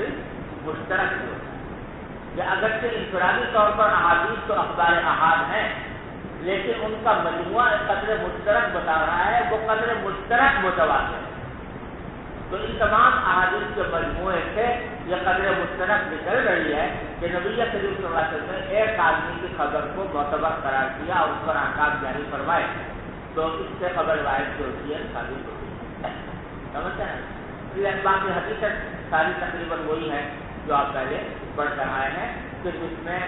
مخصوص لانے کا یہ ہے کہ یہاں پر کسی نہ کسی ایک آدمی کی خبر کو نبی کریم صلی اللہ علیہ وسلم نے معتبر قرار دیا. جی باب ما جاء في إجازة خبر الواحد الصدوق في الأذان والصلاة والصوم والفرائض والأحكام وقول الله فلولا نفر من كل فرقة منهم طائفة ليتفقهوا في الدين ولينذروا قومهم إذا رجعوا إليهم لعلهم يحذرون. ويسمى الرجل طائفة لقوله وإن طائفتان من المؤمنين اقتتلوا فلا استدلال کر رہے ہیں نا کہ فلولا نفر من كل فرقة منهم طائفة ليتفقهوا في الدين. ایک طائفہ نکلے جو تفقہ في الدين دین حاصل کریں تو ظاہر جب یوزر قوم پھر جا کر اپنے قوم کو ڈرائے یعنی ان کو احکام شریعت سے باخبر کرے. تو یہاں پر جو آدمی جائے گا وہ امام بخاری کہتے ہیں کہ طائفہ طرف سے اطلاق باروقات ایک آدمی پر بھی ہوتا ہے. اس لیے کہ تکلم ہے دو طائفے لڑ رہے ہوں تو دو طائفے میں باروقات ایسا بھی ہو سکتا ہے کہ دو ہی آدمی لڑ رہے ہیں اکیلے تو ان کے اوپر بھی طائفہ طرف سے اطلاق کیا گیا ہے. تو معلوم ہوا کہ طائفہ میں ایک آدمی بھی ہو سکتا ہے اور جب ایک آدمی ہو سکتا ہے تو ایک آدمی حاصل کر کے گیا تو جہاں جائے گا اپنے قوم کے پاس تو وہ اکیلا ہی خبر سنائے گا نا، اکیلا ہی وہ احکام شریعت بتائے گا اور دوسرے لوگوں کو پابند کیا گیا ہے کہ اس کے بتائے ہوئے طریقے کے مطابق عمل کریں. تو اس سے خبر واحد کو ويسمى الرجل طائفة لقوله وإن طائفتان من المؤمنين اقتتلوا فليقتتل رجلان دخل في معنى الآية وقوله إن جاءكم فاسق بنبأ فتبينوا أن تصيبوا قوما بجهالة. فكيف بعث النبي صلى الله عليه وسلم أمراءه واحدا بعد واحد فإن انتهى أحد منهم رد إلى السنة. تیسرا استدلال کر رہے ہیں ان جاءكم فاسق بنبأ فتبينوا أن تصيبوا قوما بجهالة کہ اگر کوئی فاسق تمہارے پاس خبر لے کر آئے تو ذرا اس میں تثبت سے کام لو، ویسے ہی اس کو یقین نہ کرو. تو اس کو خبر واحد کی حجیت میں لانے کا کیا تعلق ہے اس کے بارے میں قرآن نے دو احتمال بیان کیا ہے. ایک تو یہ کہ یہاں ہدایت میں یہ فرمایا گیا کہ اگر خبر لانے والا فاسق ہے تب تو تثبت سے کام لو اور اس کے اوپر فوراً عمل نہ کر ڈالو کہ کہیں کسی ایسا نہ ہو کہ کسی کو تم نقصان پہنچا دو. لیکن یہ شرط جو حکم دیا کہ اس وقت جب سے خبر لانے والا فاسق ہو، تو اس کا مفہوم مخالف یہ ہے کہ اگر خبر لانے والا فاسق نہیں ہے تو پھر اس پر عمل کر سکتے ہو اس عمل کے اور تو ایک تو وجہ سے لا کیا ہے. اور بعض اوقات نے کہا کہ نہیں، جس میں جو امام بخاری یہاں پر لائے ہیں وہ یہ ہے کہ توجہ انتصیب قومم بجہالت ہے. یہ جو آپ نے حکم دیا کہ کسی فاسق کی خبر پر فوراً عمل نہ کر لو، اس میں وجہ یہ بیان کر رہے کہ ایسا نہ ہو کہ کسی قوم کو تم کوئی نقصان پہنچا دو نادانی، ہے نا. اب یہاں قوم سے مراد یہ بھی ہو سکتی ہے کہ بہت سارے لوگ، اور یہ بھی ہو سکتا ہے کہ کوئی ایک آدمی. تو کسی فاسق کی خبر پر بھروسہ کر کے آپ نقصان پہنچا سکتے ہو بعض اوقات ایک آدمی کو، اور ایک آدمی کو نقصان پہنچا سکتے ہو. اس کو بھی قرآن نے قومن کے لفظ سے تعبیر فرمایا. تو معلوم ہوا کہ قوم اور طائفہ وغیرہ کے الفاظ یہ بعض اوقات کسی ایک فرد کے لیے بھی بول دیے جاتے ہیں. تو اس لیے طائفہ میں جو طائفہ آیا ہے وہ اس میں ضروری نہیں کہ کوئی بڑی جماعت ہو، ایک فرد کا بھی ہو جانا کافی ہے. جی. وبه قال حدثنا محمد بن المثنى قال حدثنا عبد الوهاب قال حدثنا ايوب عن ابي كلابه قال حدثنا مالك بن الحويرث رضي الله تعالى عنه وعنه قال اتينا النبي صلى الله عليه وسلم ونحن شبه متقاربون فأقمنا عنده 20 ليلة وكان رسول الله صلى الله عليه وسلم رفيقا. فلما ظن أننا قد اشتهينا أهلنا وقد اشتغنا وقال قد اشتغنا سألنا عمن تركنا بعدنا فأخبرناه فقال ارجعوا إلى أهلكم فأكرموا فيهم وعزموهم ومروهم، وذكر أشياء أحفظها أو قال لا أحفظها. وصلوا كما رأيتموني أصلي، فإذا حضرت الصلاة فليؤذن لكم أحدكم وليؤمكم أكبركم. وبه قال حدثنا مسدد عن يحيى عن تيميه عن ابي عثمان عن ابن مسعود رضي الله تعالى عنه قال قال رسول الله صلى الله عليه وسلم لا يمنعن احدكم اذان بلال من سحور فانه يؤذن، او قال ينادي ليراجع قائمكم وينبه نائمكم. وليس الفجر ان يقول هكذا، وجمع يحيى كثير حتى يقول هكذا، ومد يحيى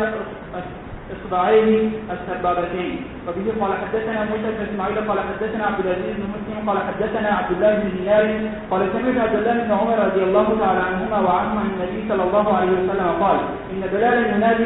بليل فكلوا واشربوا حتى ينادي ابن ام مكتوم.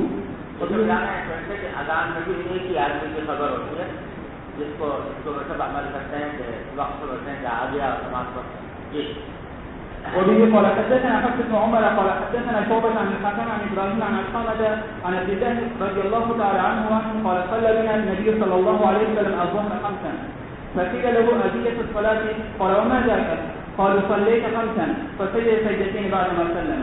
وبه قال ایک آدمی نے بتایا کہ آپ نے 5 رکعتیں پڑھ لی ہیں، بعد میں اس کے قول پر عمل کر کے پھر سجدہ ڈال دیا. جی. وبه قال حدثنا اسماعيل قال حدثني مالك عن ايوب عن محمد بن سيرين عن ابي هريره رضي الله تعالى عنه وعنهم ان رسول الله صلى الله عليه وسلم انصرف من 2 فقال له ذو اليدين اقصرت الصلاه يا رسول الله ام نسيت؟ فقال اصدق ذو اليدين؟ فقال الناس نعم. فقام رسول الله صلى الله عليه وسلم فصلى ركعتين اخرين ثم سلم ثم كبر ثم سجد مثل سجوده او اطول ثم ركع ثم كبر فسجد مثل سجوده ثم ركع. یہ اس میں سوال پیدا ہوتا ہے کہ جہاں خبر واحد کا بظاہر کو تعلق نظر نہیں آتا ذواليدین جڑا ہے، کیونکہ ذواليدین نے کہا تھا کہ کیا نماز کم کر دی گئی ہے یا رسول اللہ یا آپ بھول گئے ہیں، لیکن آپ نے محض ان کے کہنے پر عمل نہیں کیا بلکہ صحابہ کرام نے پوچھا صدق ذواليدین،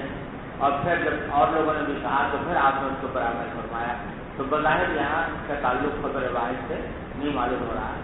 لیکن شاید امام بخاری رحمۃ اللہ علیہ کا مقصد یہ ہے کہ یہ جو آپ نے ذواليدین کے کہنے کی بنیاد پر دوسرے حضرات سے پوچھا تو اس حد تک انہوں نے پچھلے واقعے میں یہ ہوا تھا کہ ایک شخص نے کہہ دیا تھا کہ آپ نے 5 رکعتیں پڑھی ہیں تو آپ نے اسی وقت قرآن پڑھ کے پھر آپ سے سجدہ فرما لیا، لیکن ذوالجلال کے واقعے میں آپ کو خود تردد تھا،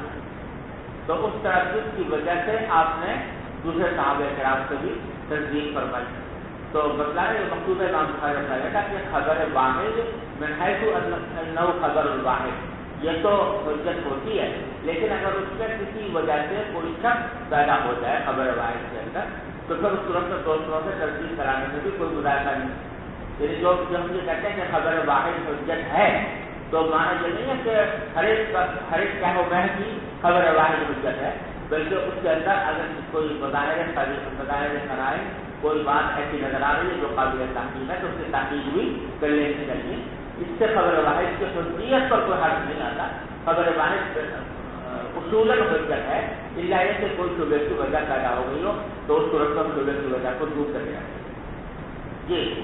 بسم الله الرحمن الرحيم. السنة المتصل منا إلى الإمام الإمام الحافظ الحجة أمير المؤمنين في الحديث عن عبد الله محمد بن إسماعيل بن إبراهيم بن المغيرة بن بكر القاضي وفي البخاري رحمه الله تعالى ومتعنا بعلومه وقلوبه وبركاته آمين. قال حدثنا إسماعيل قال حدثني مالك عن عبد الله بن دينار عن عبد الله بن عمر رضي الله عنهما قال بين الناس في الصلاة فلا تصبح الجهر فقال إن رسول الله صلى الله عليه وسلم قد أنزل عليه ليلة القرآن وقد نرى أن تقبل الكعبة فاستقبلوها وكان جزء من الشام فاستداروا إلى الكعبة. وبه قال حدثنا يحيى قال حدثنا وكيل بن إسرائيل عن أبي إسحاق عن البراء رضي الله عن أبي إسحاق عن البراء رضي الله عنه قال ما قدم رسول الله صلى الله عليه وسلم المدينة صلى نحو بيت المقدس 16 شهرا أو 17 شهرا فكان يحب أن يوجه إلى الكعبة فأنزل الله قال إن أراد قلب وجهك في السماء فلنوجهنك قبلة ترضاها فوجه نحو الكعبة وصلى معها رجل الأنصار ثم خرج فمضى على قوم من الأنصار فقال له يشهد أنه صلى مع رسول الله صلى الله عليه وسلم وأنه قد وجه إلى الكعبة فانحرفوا وهم ركوع في صلاة العصر. وبه قال حدثنا يحيى بن قتادة قال حدثنا مالك بن إسحاق وبه قال حدثنا يحيى بن قتادة قال حدثني مالك بن إسحاق بن عبد الله بن أبي طلحة عن أنس بن مالك رضي الله عنه قال كنت أسقي أبا طلحة الأنصاري وأبا بريدة بن الجراح وأبي المكعبي رضي الله عنه سقطا من فضيل وهو تمر فجاء ناس فقال إن الخمر قد حرمت فقال أبو طلحة يا نسكم إلى هذا الجرار فاغسلها قال أنس فقلت إلى ميقات لنا فضربت بيسري حتى انكسرت بيسري حتى انكسرت. وبه قال حدثنا سليمان بن حرب قال حدثنا شعبة بن أبي إسحاق عن كلة عن حذيفة رضي الله عنه أن النبي صلى الله عليه وسلم قال لأهل نجران لا بعثهم إليك رجلا أمينا حق عليه فاستشرف لها أصحاب النبي صلى الله عليه وسلم فبعث أبا عبيدة. وبه قال حدثنا سليمان بن حرب قال حدثنا شعبة بن خالد عن أبي كلابة عن أنس رضي الله عنه قال النبي صلى الله عليه وسلم لكل أمة أمين وأمين هذه أمة أبو عبيدة بن الجراح. وبه قال حدثنا سليمان بن حرب قال حدثنا حماد بن زيد في حديث سعيد عن حسين بن حميد بن عباس بن عمر رضي الله عنه قال وكان رجل من الأنصار إذا قال رسول الله صلى الله عليه وسلم شهد وأتيت بما يكون من رسول الله صلى الله عليه وسلم وإذا عرفت عن رسول الله صلى الله عليه وسلم شهد وأتاني بما يكون من رسول الله صلى الله عليه وسلم. وفي قال حدثنا محمد بن بشار قال حدثنا مسلم قال حدثنا شعبة عن زيد عن سعيد بن عبيدة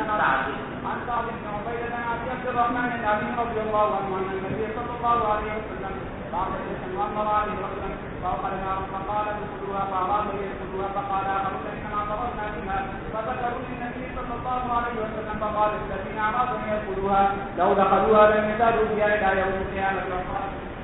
وقال للآخرين لا طاعة في معصية الله إنما الطاعة بالمعروف. اس حدیث کا بھی بظاہر خبر واحد سے کوئی تعلق نہ رکھنے آ رہا واقعہ یاد آ گیا نا. یہاں پر جو امیر نے کہا تھا کہ آگ میں داخل ہو جاؤ تو اس حکم پر عمل کرنے کو آپ نے منع فرمایا کہ اطاعت جو ہے معروف ہے ایسے کام میں نہیں آئے. تو بظاہر خبر واحد سے اس روایت کا کوئی جوڑ سمجھ میں نہیں آتا. تو بعض لوگوں نے اس کی ترجیح یہ کی ہے کہ آپ نے یہ فرمایا کہ معروف میں طاعت ہے، یہ تو فرمایا نہ طاعت سے معروف. تو اس کا معنی یہ کہ امیر اگر کوئی حکم دے کسی معروف کا تو پھر اس کا قول حجت ہے. تو حالت امیر ایک ہی آدمی ہوتا ہے، تو وہ اگر کوئی عمل کر رہا ہے تو یہ اس طرح سے خبر واحد کی ہوتی ہے، اس پر دلالت کر رہا ہے، بعض لوگوں سے کی رہے گا. لیکن میری سمجھ میں یہ وجہ آتی ہے واللہ عالم کہ وہی بات ہے جو ابھی تھوڑی دیر پہلے میں نے عرض کی تھی کہ امام بخاری اس طرح بھی متوجہ کرنا چاہتے ہیں کہ خبر واحد کی حجیت سے یہ معنی نہیں ہے کہ ایک آدمی جو خبر بھی لے آئے اور جو حکم بھی لے آئے بس آدمی آنکھیں بند کر کے اس کو برابر کرے،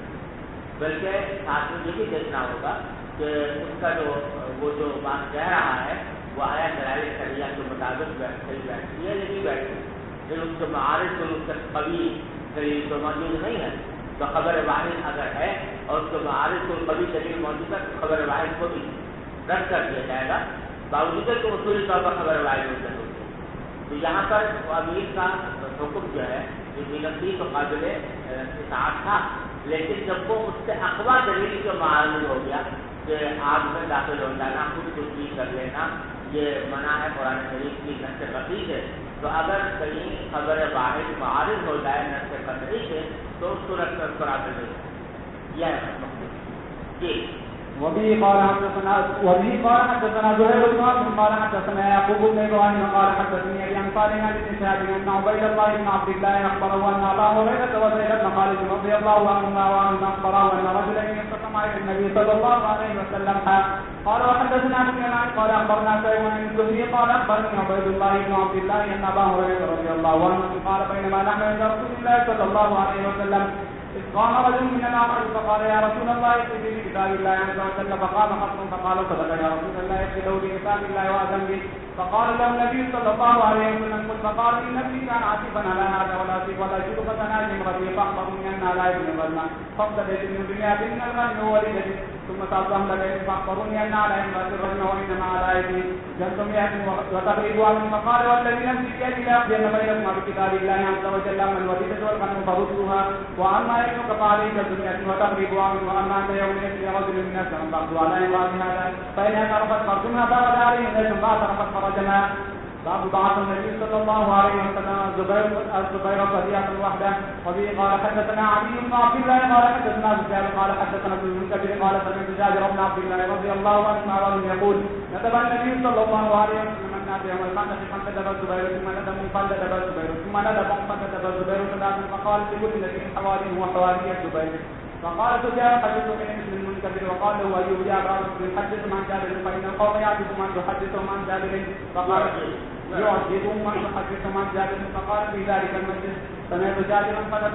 فتتابع بين احاديث سمعت جابرا قلت لسفيان فان السوري يقول يوم قريظه فقال هكذا حديث منه كما انك جابر يوم الخندق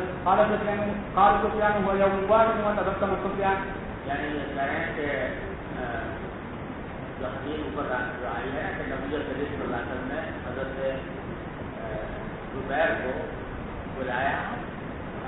ان لوگوں کو بلایا تقریباً دعوت کے لوگوں کو خندق کے لیے کسی کام کے لیے. تو ہر مرتبہ زبیر ہی وہ آ گئے، انہوں نے وہ کام کیا. تو یہاں پر یہ کہا ہے انہوں نے کہ ندبت نبی صلی اللہ علیہ وسلم ناسا جو اوپر خندق سمجھے نا. تو کہتے ہیں میں نے سوری سے کہا جو ہے علیم کے مدینی کہہ رہے ہیں، تو میں نے صبح نے سوری سے کہا کہ صبح نے سہیانہ سے کہا کہ آپ تو جو خندق کہہ رہے ہیں، اور صبح نے سوری نے یہ حدیث مجھے سنائی تھی تو اس میں یوم قریظہ کہا تھا. تو اس پر صبح نے سہیانہ نے کہا کہ میں نے تو اپنے استاد سے یعنی منتظر سے یہ اسی طرح سنا ہے یوم الخندق، جیسے تم میرے پاس بیٹھے ہو اس وقت، جس طرح مجھے اس بات کا یقین ہے کہ تم جو بات کہہ رہے ہو اتنا ہی مجھے یقین ہے اس بات کا کہ میں نے اپنے استاد منتظر سے یوم الخندق کا لفظ سنا تھا. پھر حضرت سفیان نے تبسم فرماتے ہوئے فرمایا کہ ارے بھائی وہ دن تو ایک ہی ہے، یوم الخندق کو یوم قریظہ، سمجھے نا. تو دونوں ایک ہی دن ہیں، لہٰذا کہ ایک راوی یوم الخندق کہہ دیا اور ایک نے یوم قریظہ کہہ دیا تو کوئی فرق نہیں پڑتا کیونکہ واقعہ دونوں کا ایک ہی ساتھ بیٹھا ہے. جی باب قول الله تعالى لا تدخلوا بيوت النبي الا اذان لكم فاذا من له واحد الجاب. وبه قال حدثنا سليمان بن حرب قال حدثنا حماد بن ايوب عن ابي عثمان عن ابي موسى رضي الله عنه ان النبي صلى الله عليه وسلم دخل حائط قام في حفظ الباب فجاء رجل من الساكن فقال اذن له وبشر بالجنه فاذا ابو بكر ثم جاء عمر فقال اذن له وبشر بالجنه ثم جاء عثمان فقال اذن له وبشر بالجنه. وبه قال حدثنا عبد العزيز بن عبد الله قال حدثنا سليمان بن بلال بن يحيى عن عبيد بن حنين سمعنا عباس بن عمر رضي الله عنه قال جئت فإذا رسول الله صلى الله عليه وسلم في مرتبة له وغلام من رسول الله صلى الله عليه وسلم مرتبة على رأس درجة فقلت قل هذا عمر بن الخطاب بعد النبي بعض ما كان النبي صلى الله عليه وسلم ببعض من القضاء ورسل واحدا بعد واحد ثم قال ابن عباس رضي الله عنه ما بعث النبي صلى الله عليه وسلم داخل الكلبية بكتابه إلى عظيم مصر أن يدفعوا إلى قيصرة. وبه قال حدثنا يحيى بن بكير قال حدثنا ليس عن إنسان بن شهاب أنه قال أخبرني عبيد الله بن عبد الله بن عبد ان ابن عباس رضي الله عنهما اخبره ان رسول الله صلى الله عليه وسلم بعث بكتاب الله كسرى فامره ان يدفع الى عظيم البحرين يدفع عظيم البحرين الى كسرى فلما قرات كسرى مزقه فحسبت ان ابن المسيب قال فدعا عليه رسول الله صلى الله عليه وسلم يمزق كل ممزق. وبه قال حدثنا مسدد قال حدثنا يحيى عن يزيد بن ابي عبيد يزيد بن ابي عبيد قال حدثنا سلمة بن اكوع رضي الله عنه ان رسول الله صلى الله عليه وسلم قال لرجل من اسلم في قومك وفي ناس معشورا ان من اكل فليتم بقيه يوم لم يكن اكل فليتم. باب وصال النبي صلى الله عليه وسلم وجود العربي يبلغ من وراءه قال أن يبلغ من وراءه قال مالك بن خويلد. وبه قال حدثنا علي بن جعفر قال حدثنا شعبة قال وحدثني إسحاق قال أخبرنا النضر قال أخبرنا شعبة عن أبي جمرة قال عن أبي جمرة قال كان ابن عباس رضي الله عنهما وأنه يخرجني على سبيله فقال لي إن عباس القيس لما أتى رسول الله صلى الله عليه وسلم قال من الوقت قالوا غبية قال مرحبا بالوقت والقول غير خزايا ولا ندامة. قالوا يا رسول الله إن بيننا وبينك كفار مضر فأمرنا بعمل الناس يدخل به الجنة ونخبر به من وراءنا فأسألوا عن الأسبة فنهاهم عن أربع وأمرهم بأربع أمرهم بالإيمان بالله قال أتدرون ما الإيمان بالله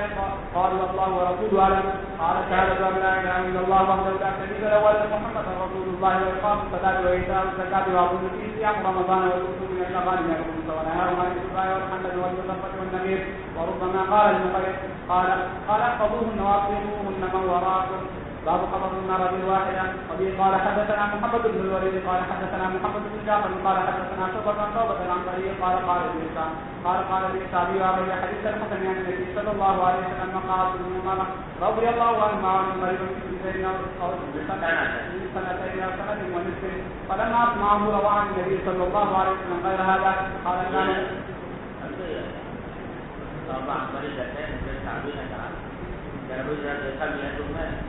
حضرت عطائے بصری کتنی ہمیشہ روایت کرتے ہیں نبی صلی اللہ علیہ وسلم،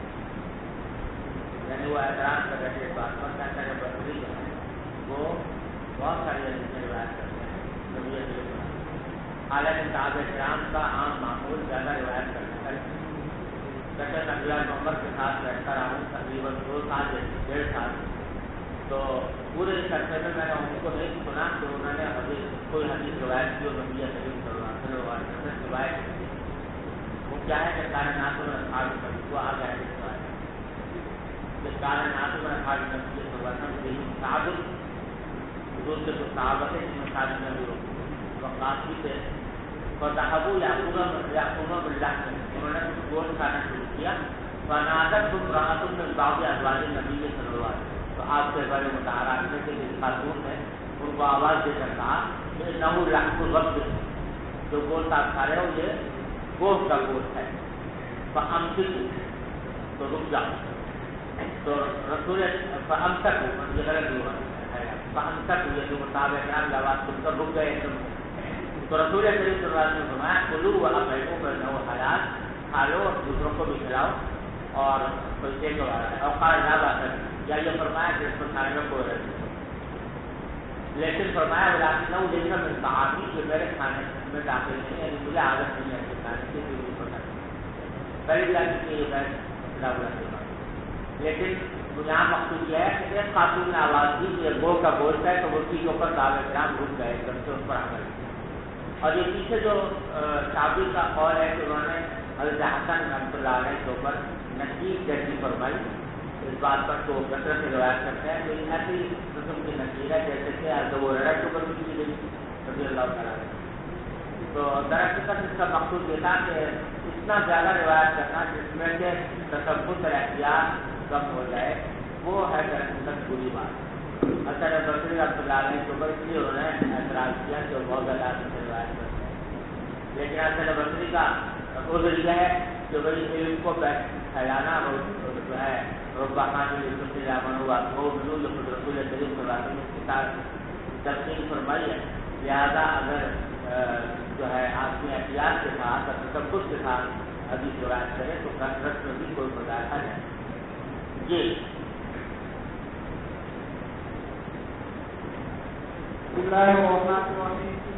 کتاب الاعتصام باب الاعتصام میں باب قائم کیا ہے کتاب امام بخاری نے اعتصام کی کتاب الرسول. اس کا مقصود یہ ہے کہ جو کچھ بھی دین کی اہم باتیں ہیں وہ ساری کتاب میں پیچھے ابواب کے تحت آتی ہیں. جو رسول کریم صلی اللہ علیہ وسلم دین ہمیں سکھایا وہ تفصیل کے ساتھ پیچھے ابواب کے اندر آ چکا ہے. تو دین وہی ہے جو اللہ کی کتاب سے ثابت ہو یا نبی کریم صلی اللہ علیہ وسلم کی سنت مطہرہ سے ثابت ہو. اب ان سے ہٹ کر کوئی آدمی کوئی ایسا طریقہ بیان کرے جو ان کتاب و سنت سے ثابت نہیں ہے اور اس کو دین کا حصہ قرار دے تو اسی کا نام بدعت ہے اور یہی ضلالت ہے اور یہی گمراہی ہے اور اس کی ممانعت ہوئی ہے. تو آخر میں آپ بخاری رحمۃ اللہ علیہ اس کو متنوع کرنا چاہتے ہیں کہ کتاب و سنت سے باہر نکل کر کوئی بھی طریقہ انسان گھڑ لے چاہے وہ عقیدے سے تعلق رکھتا ہو یا عمل سے تعلق رکھتا ہو وہ اللہ تعالیٰ کے یہاں مقبول نہیں ہے. اسی بات سے پہلے باب سب سے پہلا باب جو قائم کیا ہے وہ آیت کریمہ یوم اکملت لکم دینکم سے قائم کیا ہے اور مانا اس نے یہ ہے کہ اللہ تبارک تعالیٰ نے جب دین مکمل کر دیا جس سے اس کے ضروری احکام تھے وہ امت تک پہنچا دیے تو اب کسی شخص کو یہ حاضر نہیں ہے کہ وہ چاہے کہ دین کا یہ کام جو تھا یہ رہ گیا تھا یہ نہ کتاب اللہ کا آیا نہ سنت کا آیا لیکن مجھ کو رفا ہوا اللہ تعالیٰ کی طرف تو کسی کو یہاں نہیں کہ یہ دین میں اضافہ ہے. جی باب الاعتصام بالكتاب والسنة وبه قال حدثنا النبي قال حدثنا سفيان بن سعيد وغير عن بيت بن مسلم عن طارق بن شهاب قال رجل من اليهود لعمر رضي الله عنه يا امير المؤمنين لو ان علينا نزلت هذه الايه اليوم اكملت لكم دينكم واتممت عليكم نعمتي ورضيت لكم الاسلام دينا لاتخذنا ذلك اليوم ميلا. فقال عمر اني لاعلم ان يوم نزلت هذه الايه نزلت يومها وقال في يوم الجمعه سنه سفيان بن سعد ومصر كيف وبيت طارقا. وبه قال حدثنا يحيى بن بكير قال حدثنا الليث بن قيس بن سعد قال اخبرني انس بن مالك انه سمع عمر رضي الله عنه قال حين بين المسلمون ابا بكر وصلى على منبر رسول الله صلى الله عليه وسلم لسعد قبل ابي بكر فقال اما بعد فاختار الله لرسوله الذي عنده والذي عندكم وهذا الكتاب الذي هدى الله به رسولكم فخطوه به فاهتدوا لما هدى الله به رسول الله صلى الله عليه وسلم. وبه قال حدثنا من بن اسماعيل قال حدثنا وهب بن خالد بن كرمة عن ابن عباس رضي الله عنهما وعنه قال ثم النبي صلى الله عليه وسلم اليه وقال اللهم علمه الكتاب. وبه قال حدثنا عبد الله بن صباح قال حدثنا معتمر قال سمعت عوفا ان ابا المنهر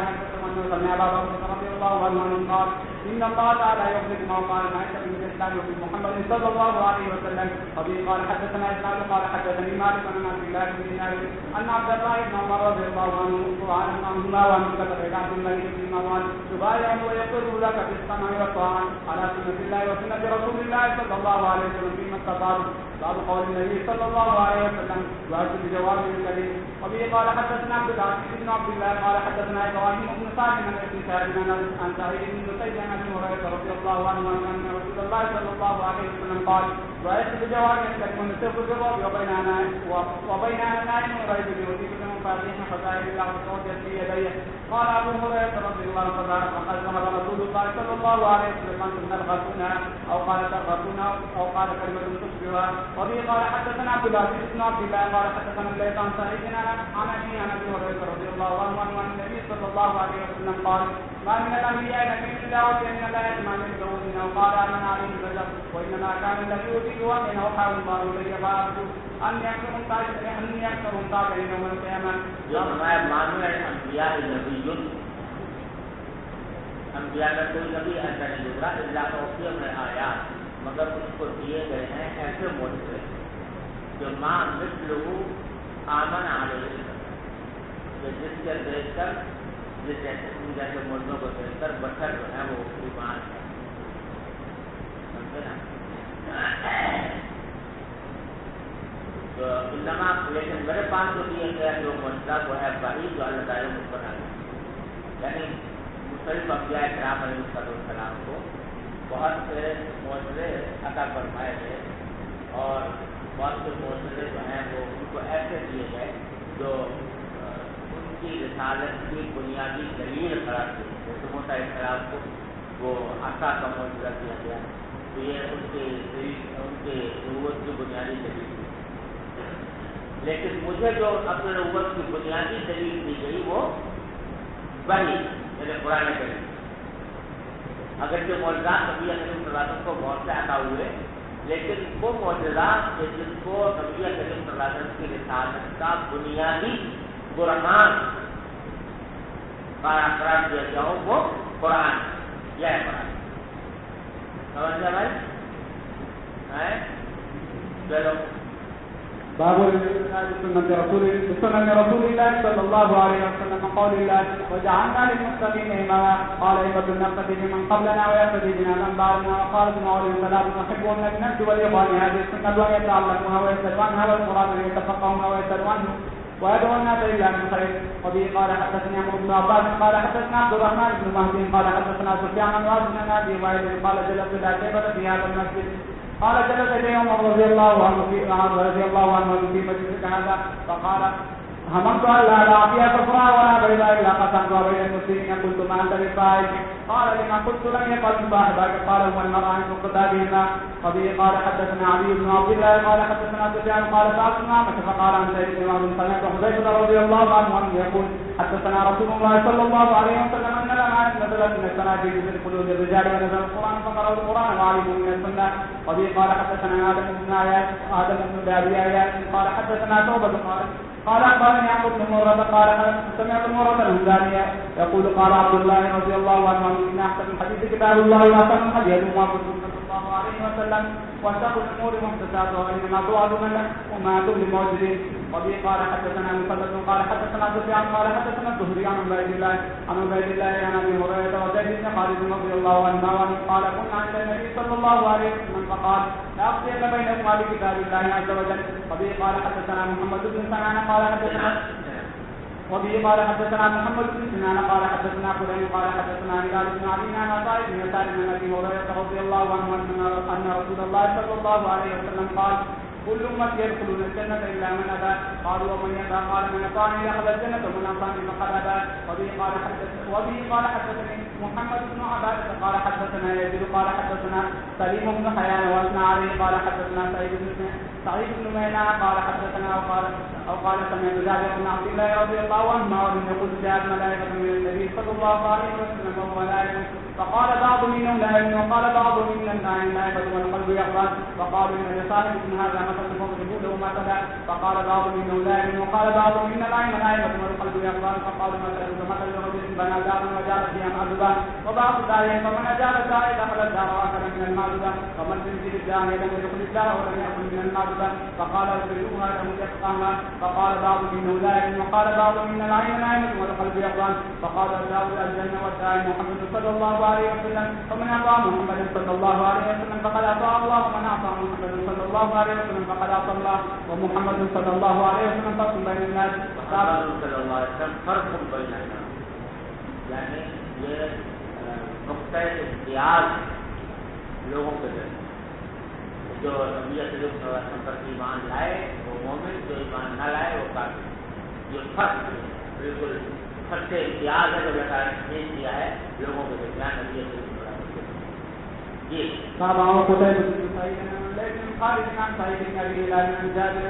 عن جابر رضي الله عنه قال خرج علينا النبي صلى الله عليه وسلم. وبه قال حدثنا ابن معين قال حدثنا سفيان بن عمرو بن ابراهيم عن حماد بن حذيفة رضي الله عنه قال يا معشر القراء استقيموا فقد تجدكم صدقا بعيدا وإن أخذتم يمينا وشمالا لقد ضللتم ضلالا بعيدا. وبه قال حدثني أبو كريم قال حدثنا أبو سعد عن بريد عن أبي بردة عن أبي موسى رضي الله عنه عن النبي صلى الله عليه وسلم قال إنما مثلي ومثل ما ضاق من قومه كمثل رجل أتى قوم فقال يا قوم إني رأيت الجيش بعيني وإني أنا النذير العريان فالنجا فأعطاهم طائفة من قومي فاهتدوا وانتدبوا على مهد فنجوا وكتبت طائفة من فأصبحوا مكانهم فصبحهم الجيش فأهلكهم وجزاهم كذلك مثل من أطاعني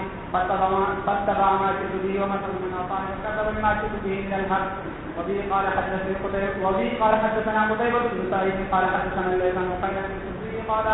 قال أخبرني عبيد الله بن عبد الله بن عتبة عن أبي هريرة رضي الله عنه قال لما توفي رسول الله صلى الله عليه وسلم واستخلف أبو بكر بعده وكفر من كفر من العرب قال عمر لأبي بكر رضي الله عنه كيف تقاتل الناس؟ فقد قال رسول الله صلى الله عليه وسلم أمرت أن قاتل الناس حتى يقولوا لا إله إلا الله ومن قال لا إله إلا الله عاصما مني ماله والحمد لله بحقه وحسابهم على الله. قال والله لأقاتلن من فرق بين الصلاة والزكاة فإن الزكاة حق المال والله لو منعوني الزكاة مجهول إلى رسول الله صلى الله عليه وسلم لقاتلتم على أمري. فقال عمر والله ما هو إلا أن رأيت الله قد سلام صدر أبي بكر الإسلام فعرفت أنه الحق. فقال لي ابن بكير بن عبد الله عن ليس عن خيرنا عن أكل الله سهل ورواه الناس عن أكل ويقال أنها هنا لا يجب ويقال في حديث الشعبي مقتدى وكذا قال قتيبة قال جو پہلے گزر چکا ہے نا جب بعض جگہ بعض روایتوں میں حناق کا روایت بعض میں قال کا امام بخاری کہتے ہیں حناق والا کرنا چاہیے پڑھتے کہ قال والا تو معنوی اعتبار سے صحیح نہیں بنتا کیونکہ زکات میں کوئی رسی نہیں دی جاتی جائے. لیکن جن لوگوں نے یہ روایت کی ہے ان کا کہنا یہ ہے کہ جس کو ایک محاورے کے طور پر فرمایا ہے ضروری نہیں کہ رسی رکعت کی زکات میں. جی بسم الله الرحمن الرحيم. وبه قال حدثنا إسماعيل قال حدثني مواضع عن يونس عن ابن شهاب قال حدثني عبيد الله بن عبد الله بن عتبة أن عبد الله بن عباس رضي الله تعالى عنهما وعنهم قال قدم عيينة بن حصن بن حذيفة بن بدر فنزل على ابن أخيه حصن بن قيس بن حصن وكان من النفر الذين يؤذيه عمر وكان القضاء وأصحاب مسجد عمر ومشاورته ظهورا كانوا وشبابا قال فقال عيينة لابن أخيه يا ابن أخي هل لك وجه عند هذا الأمير فتستأذن لي عليه فقال فتستأذنني عليه فقال أستأذن لك عليه قال فعباس فاستأذن لعيينة فلما دخل قال يا ابن الخطاب والله ما تعطينا الجد وما تحكم بيننا بالعدل فغضب عمر حتى نق بأن يقع فيه فقال الحر يا أمير المؤمنين إن الله قال لنبيه صلى الله عليه وسلم خذ العفو وأمر بالعرف وأعرض عن الجاهلين وإن هذا من الجاهلين فوالله ما جاوزه عمر حين تلاها عليه وكان وقافا عند كتاب الله عز وجل.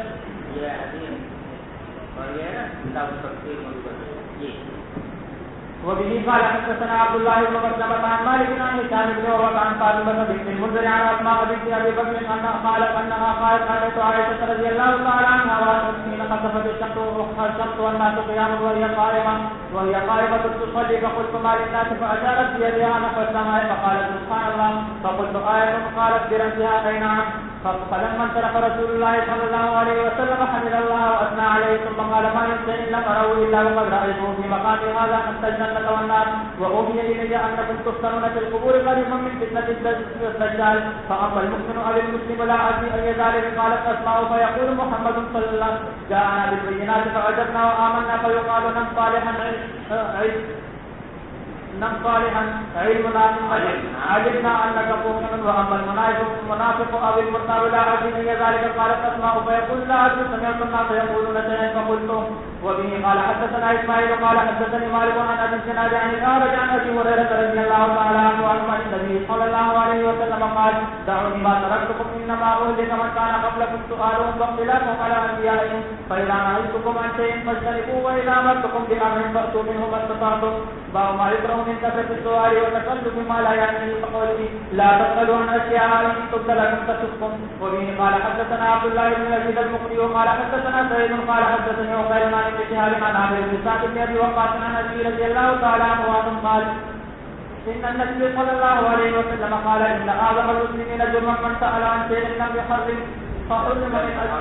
لم يحرم فحرم من أجل مسألته. وبه قال حدثنا إسحاق قال أخبرنا عفان قال حدثنا وهيب قال حدثنا موسى بن عقبة قال سمعت أبا النضر يحدث عن بكر بن سعيد عن زيد بن ثابت رضي الله تعالى عنه أن النبي صلى الله عليه وسلم اتخذ رجلا في المسجد من حصير فصلى رسول الله صلى الله عليه وسلم فيها ليالي حتى استمع إليه ناس ثم فقدوا صوته ليلة وظنوا أنه قد نام فجعل بعضهم يتنحنح ليخرج إليهم فقال ما زال بكم الذي رأيتم من صنعكم حتى خشيت أن يكتب عليكم فلو كتب عليكم ما كنتم فيه فصلوا أيها الناس في بيوتكم فإن أفضل صلاة المرأة في بيته إلا الصلاة المكتوبة. وبه قال حدثنا يوسف بن موسى قال حدثنا أبو أسامة عن بريد بن أبي بردة عن أبي موسى الأشعري رضي الله تعالى عنه قال سئل رسول الله صلى الله عليه وسلم عن أشياء كرهها فلما أكثروا عليه المسألة غضبوا وقال سلوني فقام رجل فقال يا رسول الله من أبي قال أبوك خزامة ثم قام آخر فقال يا رسول الله من أبي فقال أبوك سالم مولى شيبة فلما رأى عمر ما بوجه رسول الله صلى الله عليه وسلم من الغضب قال إنا نتوب إلى الله. وبه قال حدثنا موسى قال حدثنا أبو عوانة قال حدثنا عبد الملك عن مرات كاتب المغيرة بن شعبة قال كتب معاوية إلى المغيرة اكتب إلي ما سمعت من رسول الله صلى الله عليه وسلم فكتب إليه أن النبي الله صلى الله عليه وسلم كان يقول في دبر كل صلاة لا إله إلا الله وحده لا شريك له له الملك وله الحمد وهو على كل شيء قدير. اللهم لا مانع لما أعطيت ولا معطي لما منعت ولا ينفع ذا الجد منك الجد. وكتب إليه إنه كان ينهى عن سيء وقال وكثرة السؤال وإذاعة المال وكان ينهى عن حقوق الأمهات ووأد البنات ومنع وهات. قال أبو عبد الله كانوا يقتلون بناتهم في الجاهلية فحرم الله ذلك. وبه قال حدثنا سليمان بن حرب قال حدثنا حماد بن زيد عن ثابت عن انس رضي الله تعالى عنه قال كنا عند عمر فقال نهينا عن التكلف. وبه قال حدثنا ابو اليمان قال اخبرنا شعيب عن الزهري قال وحدثنا محمود قال حدثنا عبد الرزاق قال اخبرنا معمر عن الزهري قال اخبرني انس بن مالك رضي الله تعالى عنه ان النبي صلى الله عليه وسلم خرج حين زاغت الشمس فصلى الظهر فلما سلم قام على المنبر فذكر الساعه وذكر ان بين يديها امورا عظاما ثم قال من أحب أن يسأل عن شيء فليسأل عنه فوالله لا تسألوني عن شيء إلا أخبرتكم به ما دمت في مقام هذا. قال أنس فأكثر الناس البكاء وأكثر رسول الله صلى الله عليه وسلم أن يقول سلوني. قال أنس فقام إليه رجل فقال أين مدخلي يا رسول الله؟ قال الناس. فقام عبد الله بن حذافة فقال من أبي يا رسول الله؟ قال أبوك حذافة. قال ثم أكثر أن يقول سلوني قال فبرك عمر على ركبتيه فقال رضينا بالله ربا وبالإسلام دينا وبمحمد رسولا. قال فسكت رسول الله صلى الله عليه وسلم حين قال عمر ذلك. ثم قال النبي صلى الله عليه وسلم أولى والذي نفسي بيده لقد عرضت علي الجنة والنار آنفا في عرض هذا الحارث وأنا أصلي فلم أرك اليوم في الخير والشر. وبه قال حدثني محمد بن عبد الرحيم قال اخبرنا رافع بن عباده قال حدثنا شعبة قال اخبرني موسى بن انس قال سمعت انس بن مالك رضي الله تعالى عنه قال رجل يا نبي الله من ابي؟ قال ابوك فلان. ونزلت هذه الايه يا أيها الذين آمنوا لا تسألوا عن أشياء إن تبد لكم تسؤكم الآية. وبه قال حدثنا الحسن بن صباح قال حدثنا جبابة قال حدثنا ورقاء عن عبد الله بن عبد الرحمن قال سمعت أنس بن مالك رضي الله تعالى عنه يقول قال رسول الله صلى الله عليه وسلم لن يبرح الناس يتساءلون هذا الله خلق كل شيء فمن خلق الله. وبه قال حدثنا محمد بن عبيد بن ميمون قال حدثنا عيسى بن يونس عن الأعمش عن إبراهيم عن القمة عن ابن مسعود رضي الله تعالى عنه قال كنت مع النبي صلى الله عليه وسلم في حلق بالمدينة وهو يتوكأ على عشير فمر بنفر من اليهود فقال بعضهم سلوا عن الروح وقال بعضهم لا تسألوا لا يسمعكم ما تكرهون فقاموا إليه فقالوا يا أبا القاسم أخبرنا عن الروح. فقام ساعة ينظر فعرفت أنه يوحى إليه فتأخرت عنه حتى صعد الوحي ثم قال ويسألونك عن الروح قل الروح من أمر ربي. باب الاقتداء بأفعال النبي صلى الله عليه وسلم. وبه قال حدثنا ابن عين قال حدثنا سفيان عن عبد الله بن دينار عن ابن عمر رضي الله تعالى عنهما قال اتخذ النبي صلى الله عليه وسلم خاتما من ذهب فاتخذ الناس خواتم من ذهب فقال النبي صلى الله عليه وسلم اني اتخذت خاتما من ذهب فنبذه وقال اني لن البسه ابدا فنبذ الناس خواتمهم. باب ما يكره من التعمق والتنازع والغلو في الدين والبدع لقوله يا اهل الكتاب لا تغلوا في دينكم ولا تقولوا على الله الا الحق. وبه قال حدثنا غلو جس پر منع فرمایا گیا ہے اس کا کیا مفہوم ہے؟ انہیں تفصیل کے ساتھ وہاں نہیں سادتی نہ عادل غلبہ میں بیان کر چکا ہوں. امید ہے کہ بھول ہی گئے ہو گئے.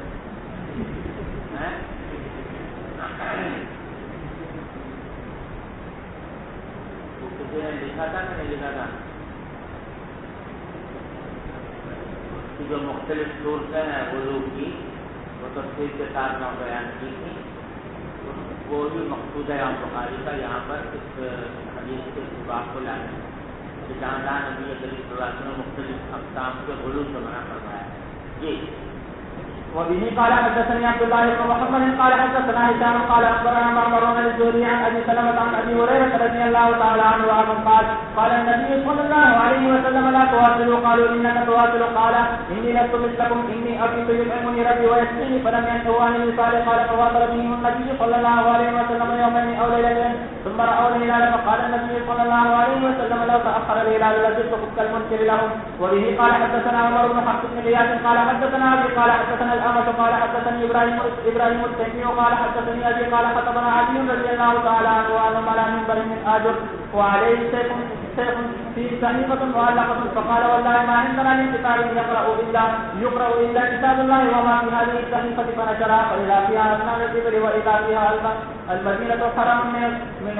عير إلى كذا فمن أحدث فيها حدثا فعليه لعنة الله والملائكة والناس أجمعين لا يقبل الله منه صرفا ولا عدلا وإذا فيه ذمة المسلمين واحدة يصابها النام فمن أخبر مسلما فعليه لعنة الله والملائكة والناس أجمعين لا يقبل الله منه صرفا ولا عدلا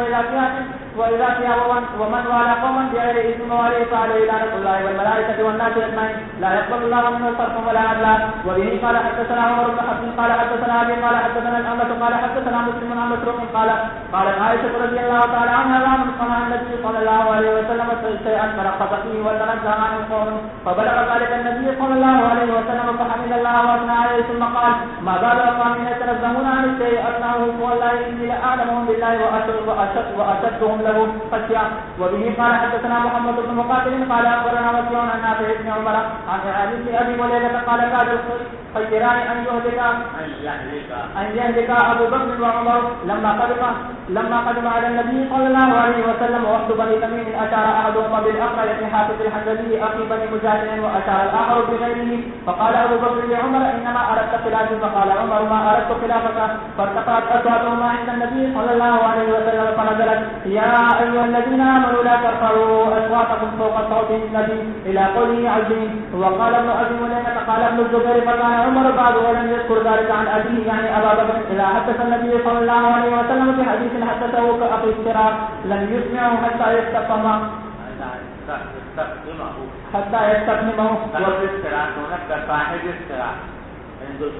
سرگوشی کر رہا ہوں بس عمر اس کے بعد جو بات کرتے تھے وہ اس طرح ایسا بات کرتے تھے جن کو سرگوشی کر رہا ہوں تاکہ کئی شکایت کے بعد میں داخل ہوں. وبه قال حدثنا إسماعيل قال حدثني مالك عن هشام بن عروة عن أبيه عن عائشة أم المؤمنين رضي الله تعالى عنها أن رسول الله صلى الله عليه وسلم قال في مرضه مروا أبا بكر فليصلي بالناس. قالت عائشة قلت إن أبا بكر إذا قام في مقامك لم يسمع الناس من البكاء فمر عمر فليصلي. فقال مروا أبا بكر فليصلي بالناس. فقالت عائشة قلت لحفصة تقولي إن أبا بكر إذا قام في مقامك لم يسمع الناس من البكاء فمر عمر فليصلي بالناس. فقالت حفصة فقال رسول الله صلى الله عليه وسلم إن كنا لأنتن صواحب يوسف مروا أبا بكر فليصلي للناس. فقالت حفصة لعائشة ما كنت لأصيب منك خيرا. وبه قال حدثنا آدم قال حدثنا محمد بن عبد الرحمن بن أبي ذئب قال حدثنا الزهري عن سالم بن سعد بن سعيد رضي الله تعالى عنه قال جاء رجل إلى عاصم بن عدي قال أرأيت رجلا وجد مع أهله رجلا فيقتله وتقتلونه به سلي يا عاصم رسول الله صلى الله عليه وسلم فسأله فقال النبي صلى الله عليه وسلم المسائل وعابها فرجع عاصم فأخبره أن النبي صلى الله عليه وسلم قرأ المسائل فقال عمر والله لآتين النبي صلى الله عليه وسلم فجاء وقد أنزل الله القرآن خلف عاصم فقال له قد أنزل الله فيكم قرآن فدعاه ما فتقدم فتلعنا ثم قال عمر كذبت عليها يا رسول الله إن أمسكتها ففارقها ولم يأمره النبي صلى الله عليه وسلم بفراقها فجرت السنة في المتلاعنين. وقال النبي صلى الله عليه وسلم انظروها فإن جاءت به أحمر كثيرا مثل وحدة فلا الله إلا قد كذب وإن جاءت به أحمر آية أن اليتين فلا أحسب إلا قد صدق عليه فجاء به على الأمر المكروه. وبه قال حدثنا عبد الله بن يوسف قال حدثني الله قال حدثني وقال عن ابن شهاب قال اخبرني مالك بن اوس ان سري وكان محمد بن جبير بن مطعم ذكر لي ذكرا من ذلك فدخلت ذكر لي ذكرا من ذلك فدخلت على مالك فسالته فقال انطلقت حتى ادخل على عمر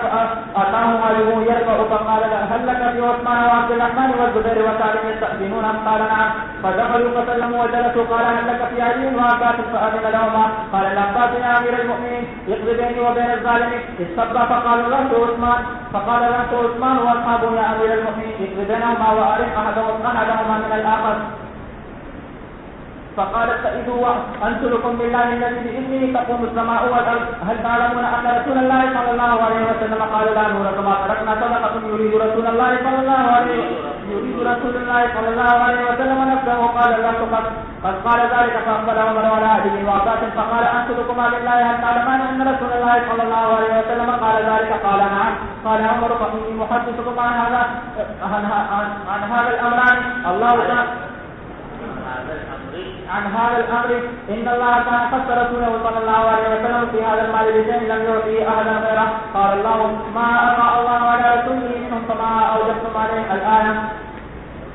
فكانت هذه خالصة لرسول الله صلى الله عليه وسلم ثم والله ما احتاج عذركم ولا استأثرها عليكم وقد أعطاكموها وبقى فيكم حتى بقي منها هذا المال وكان النبي صلى الله عليه وسلم ينفق على أهله نفقة سنتهم من هذا المال ثم يأخذ ما بقي فيجعله مجال مال الله فعمل النبي صلى الله عليه وسلم بذلك حياته أنشدكم بالله هل تعلمون ذلك قالوا نعم ثم قال لعلي وعباس أنشدكم بالله هل تعلمون ذلك قال نعم ثم توفى الله نبيه صلى الله عليه وسلم فقال أبو بكر أنا ولي رسول الله صلى الله عليه وسلم فقبضها أبو بكر فعمل فيها بما عمل فيها رسول الله صلى الله عليه وسلم وأنتم حينئذ فأقبل على علي وعباس فظنن أن أبا بكر فيها كذا والله يعلم أنه فيها صادق بار راجع تابع لله ثم توفى الله أبا بكر فقلت أنا ولي رسول الله صلى الله عليه وسلم وأبو بكر فقبضتها سنتين أعمل فيها بما عمل رسول الله صلى الله عليه وسلم وأبو بكر ثم جئتماني وكلمتكما على كلمة واحدة وأمركما جميع جئتني تسألني نصيبك من ابن أخيك وأعطاني هذا يسألني نصيب امرأته من أبيها فقلت إن شئتما تقاطعا إليكما حتى أتى عليكما عهد الله وميثاقه تعملان فيه بما عمل فيه رسول الله صلى الله عليه وسلم وبما عمل فيه أبو بكر وبما عملت فيها منذ وليتها وإلا فلا تكلمان فيها فقلتما ادفعها إلينا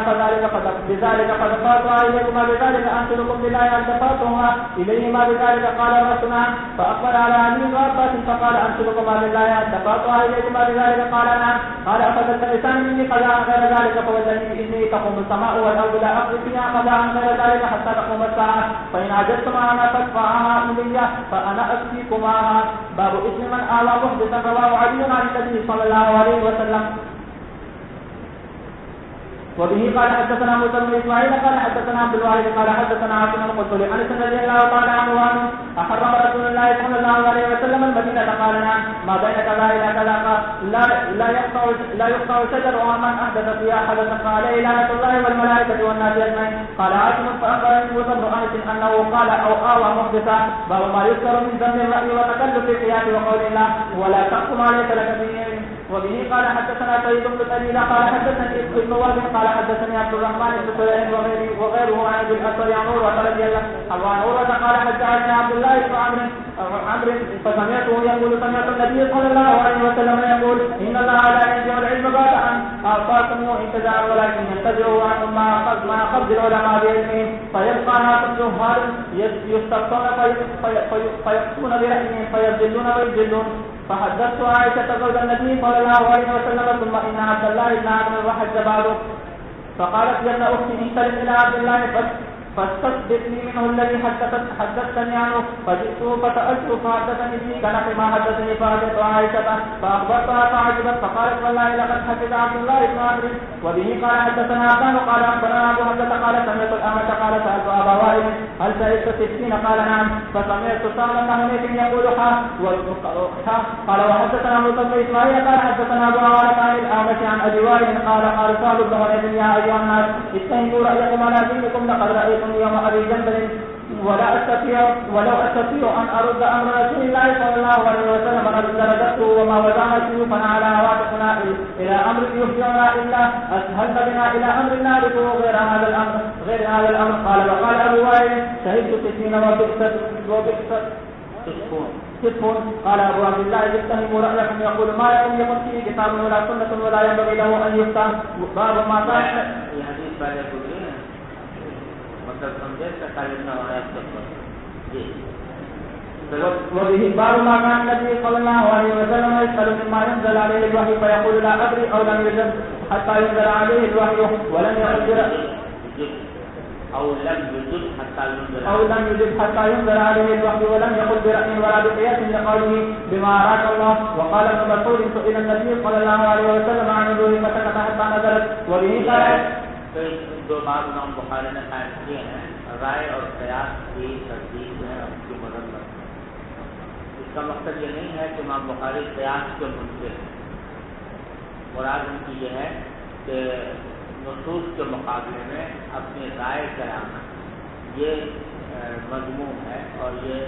مردود اور یہ احداث کی دین کا حکم ہے. تو لیکن جہاں تک قیاس سے فقہی کا تعلق ہے تو اس کی کا انکار امام بخاری نہیں کرتے. اس لیے وہاں پر قید لگائی کہ معماری جرم مکمل راہی و تکلف قیاس یعنی پرتکلف قیاس کرنا جو ہے یہ تو ہے معنی. لیکن جو ہے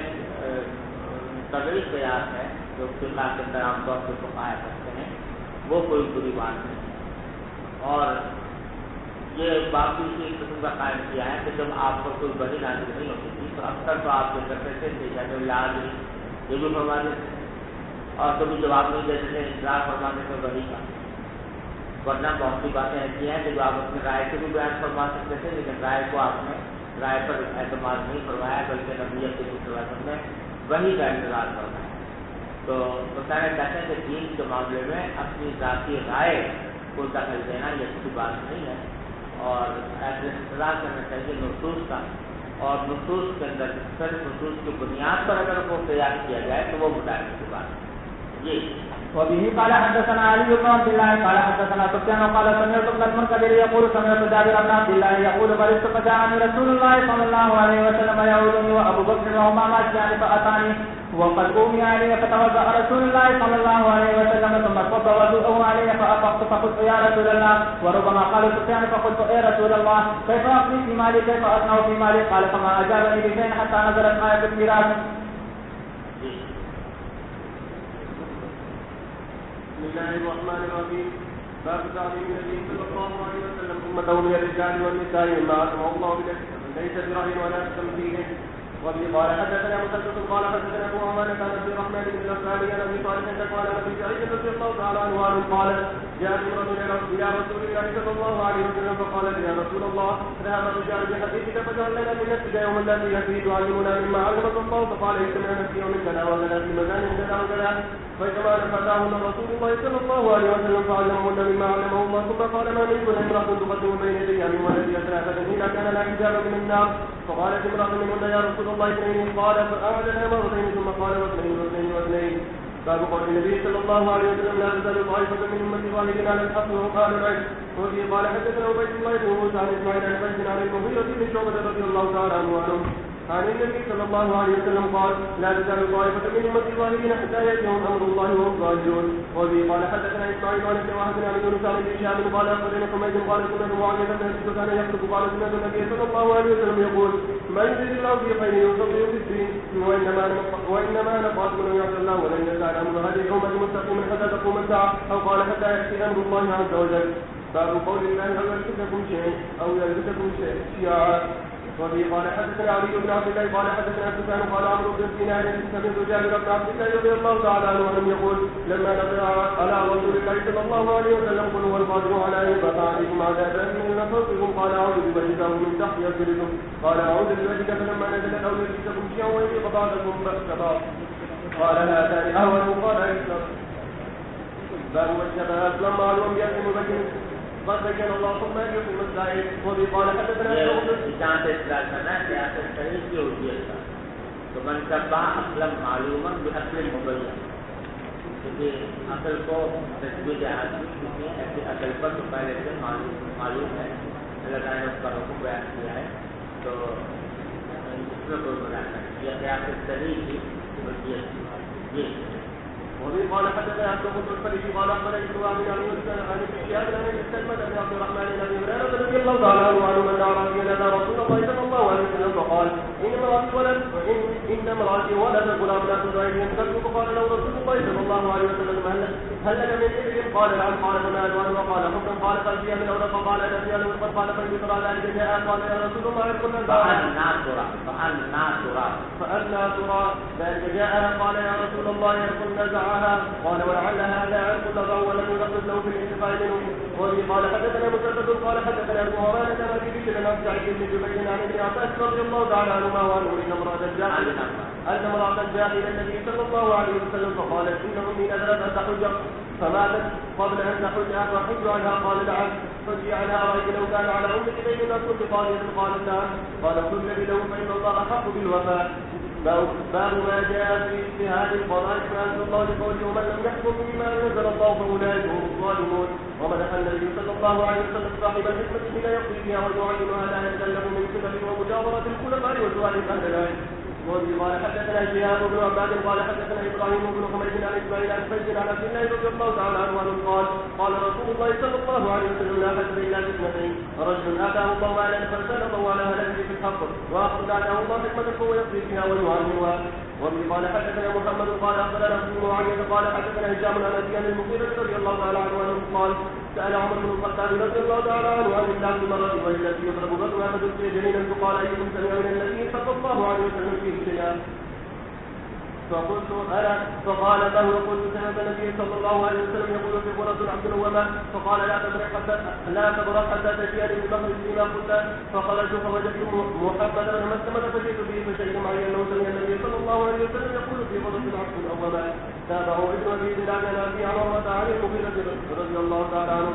باب قول النبي صلى الله عليه وسلم لا تتبعون سنن من كان قبلكم. وبه قال حدثنا احمد بن يونس قال حدثنا ابن بن عمرو الخزي عن ابي هريره رضي الله تعالى عنه عن النبي صلى الله عليه وسلم قال لا تكون الساعه حتى تاخذ امتي بحكم قبل شبرا بشبر وذراع ذراع. فقيل يا رسول الله كفارس والروم قال ومن الناس الا اولئك. وبه قال حدثنا محمد بن عبد العزيز قال حدثنا ابو عمر بن علي وعبد الأجر عن زيد بن اسلم عن قال يسال عن سعيد بن الخدري رضي الله تعالى عنه عن النبي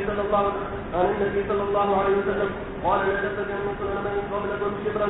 وذراعا ذراعا حتى لو دخلوا جحر رب تبعتهم قلنا يا رسول الله يعود النسل قال فمن. باب اسم من دعا الى ضلاله او سن سنه سيئه بقول الله تعالى ومن اوزار الذين يضلونهم بغير علم. وبه قال حدثنا الحميدي قال حدثنا سفيان قال حدثنا الله عن عبد الله بن مرة عن مسعود عن عبد الله رضي الله تعالى عنه قال النبي صلى الله عليه وسلم ليس من نفس تقتل ظلما الا كان عليه علمة والكفل منها. وربما قال سفيان من لم يأتي انه سن القتل اولا. وصلى الله تعالى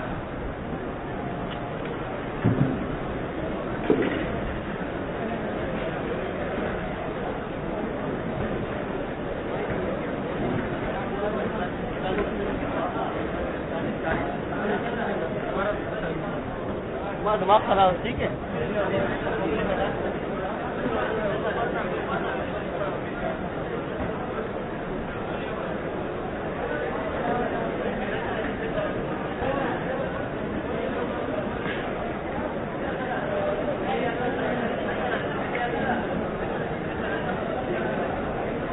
Yeah.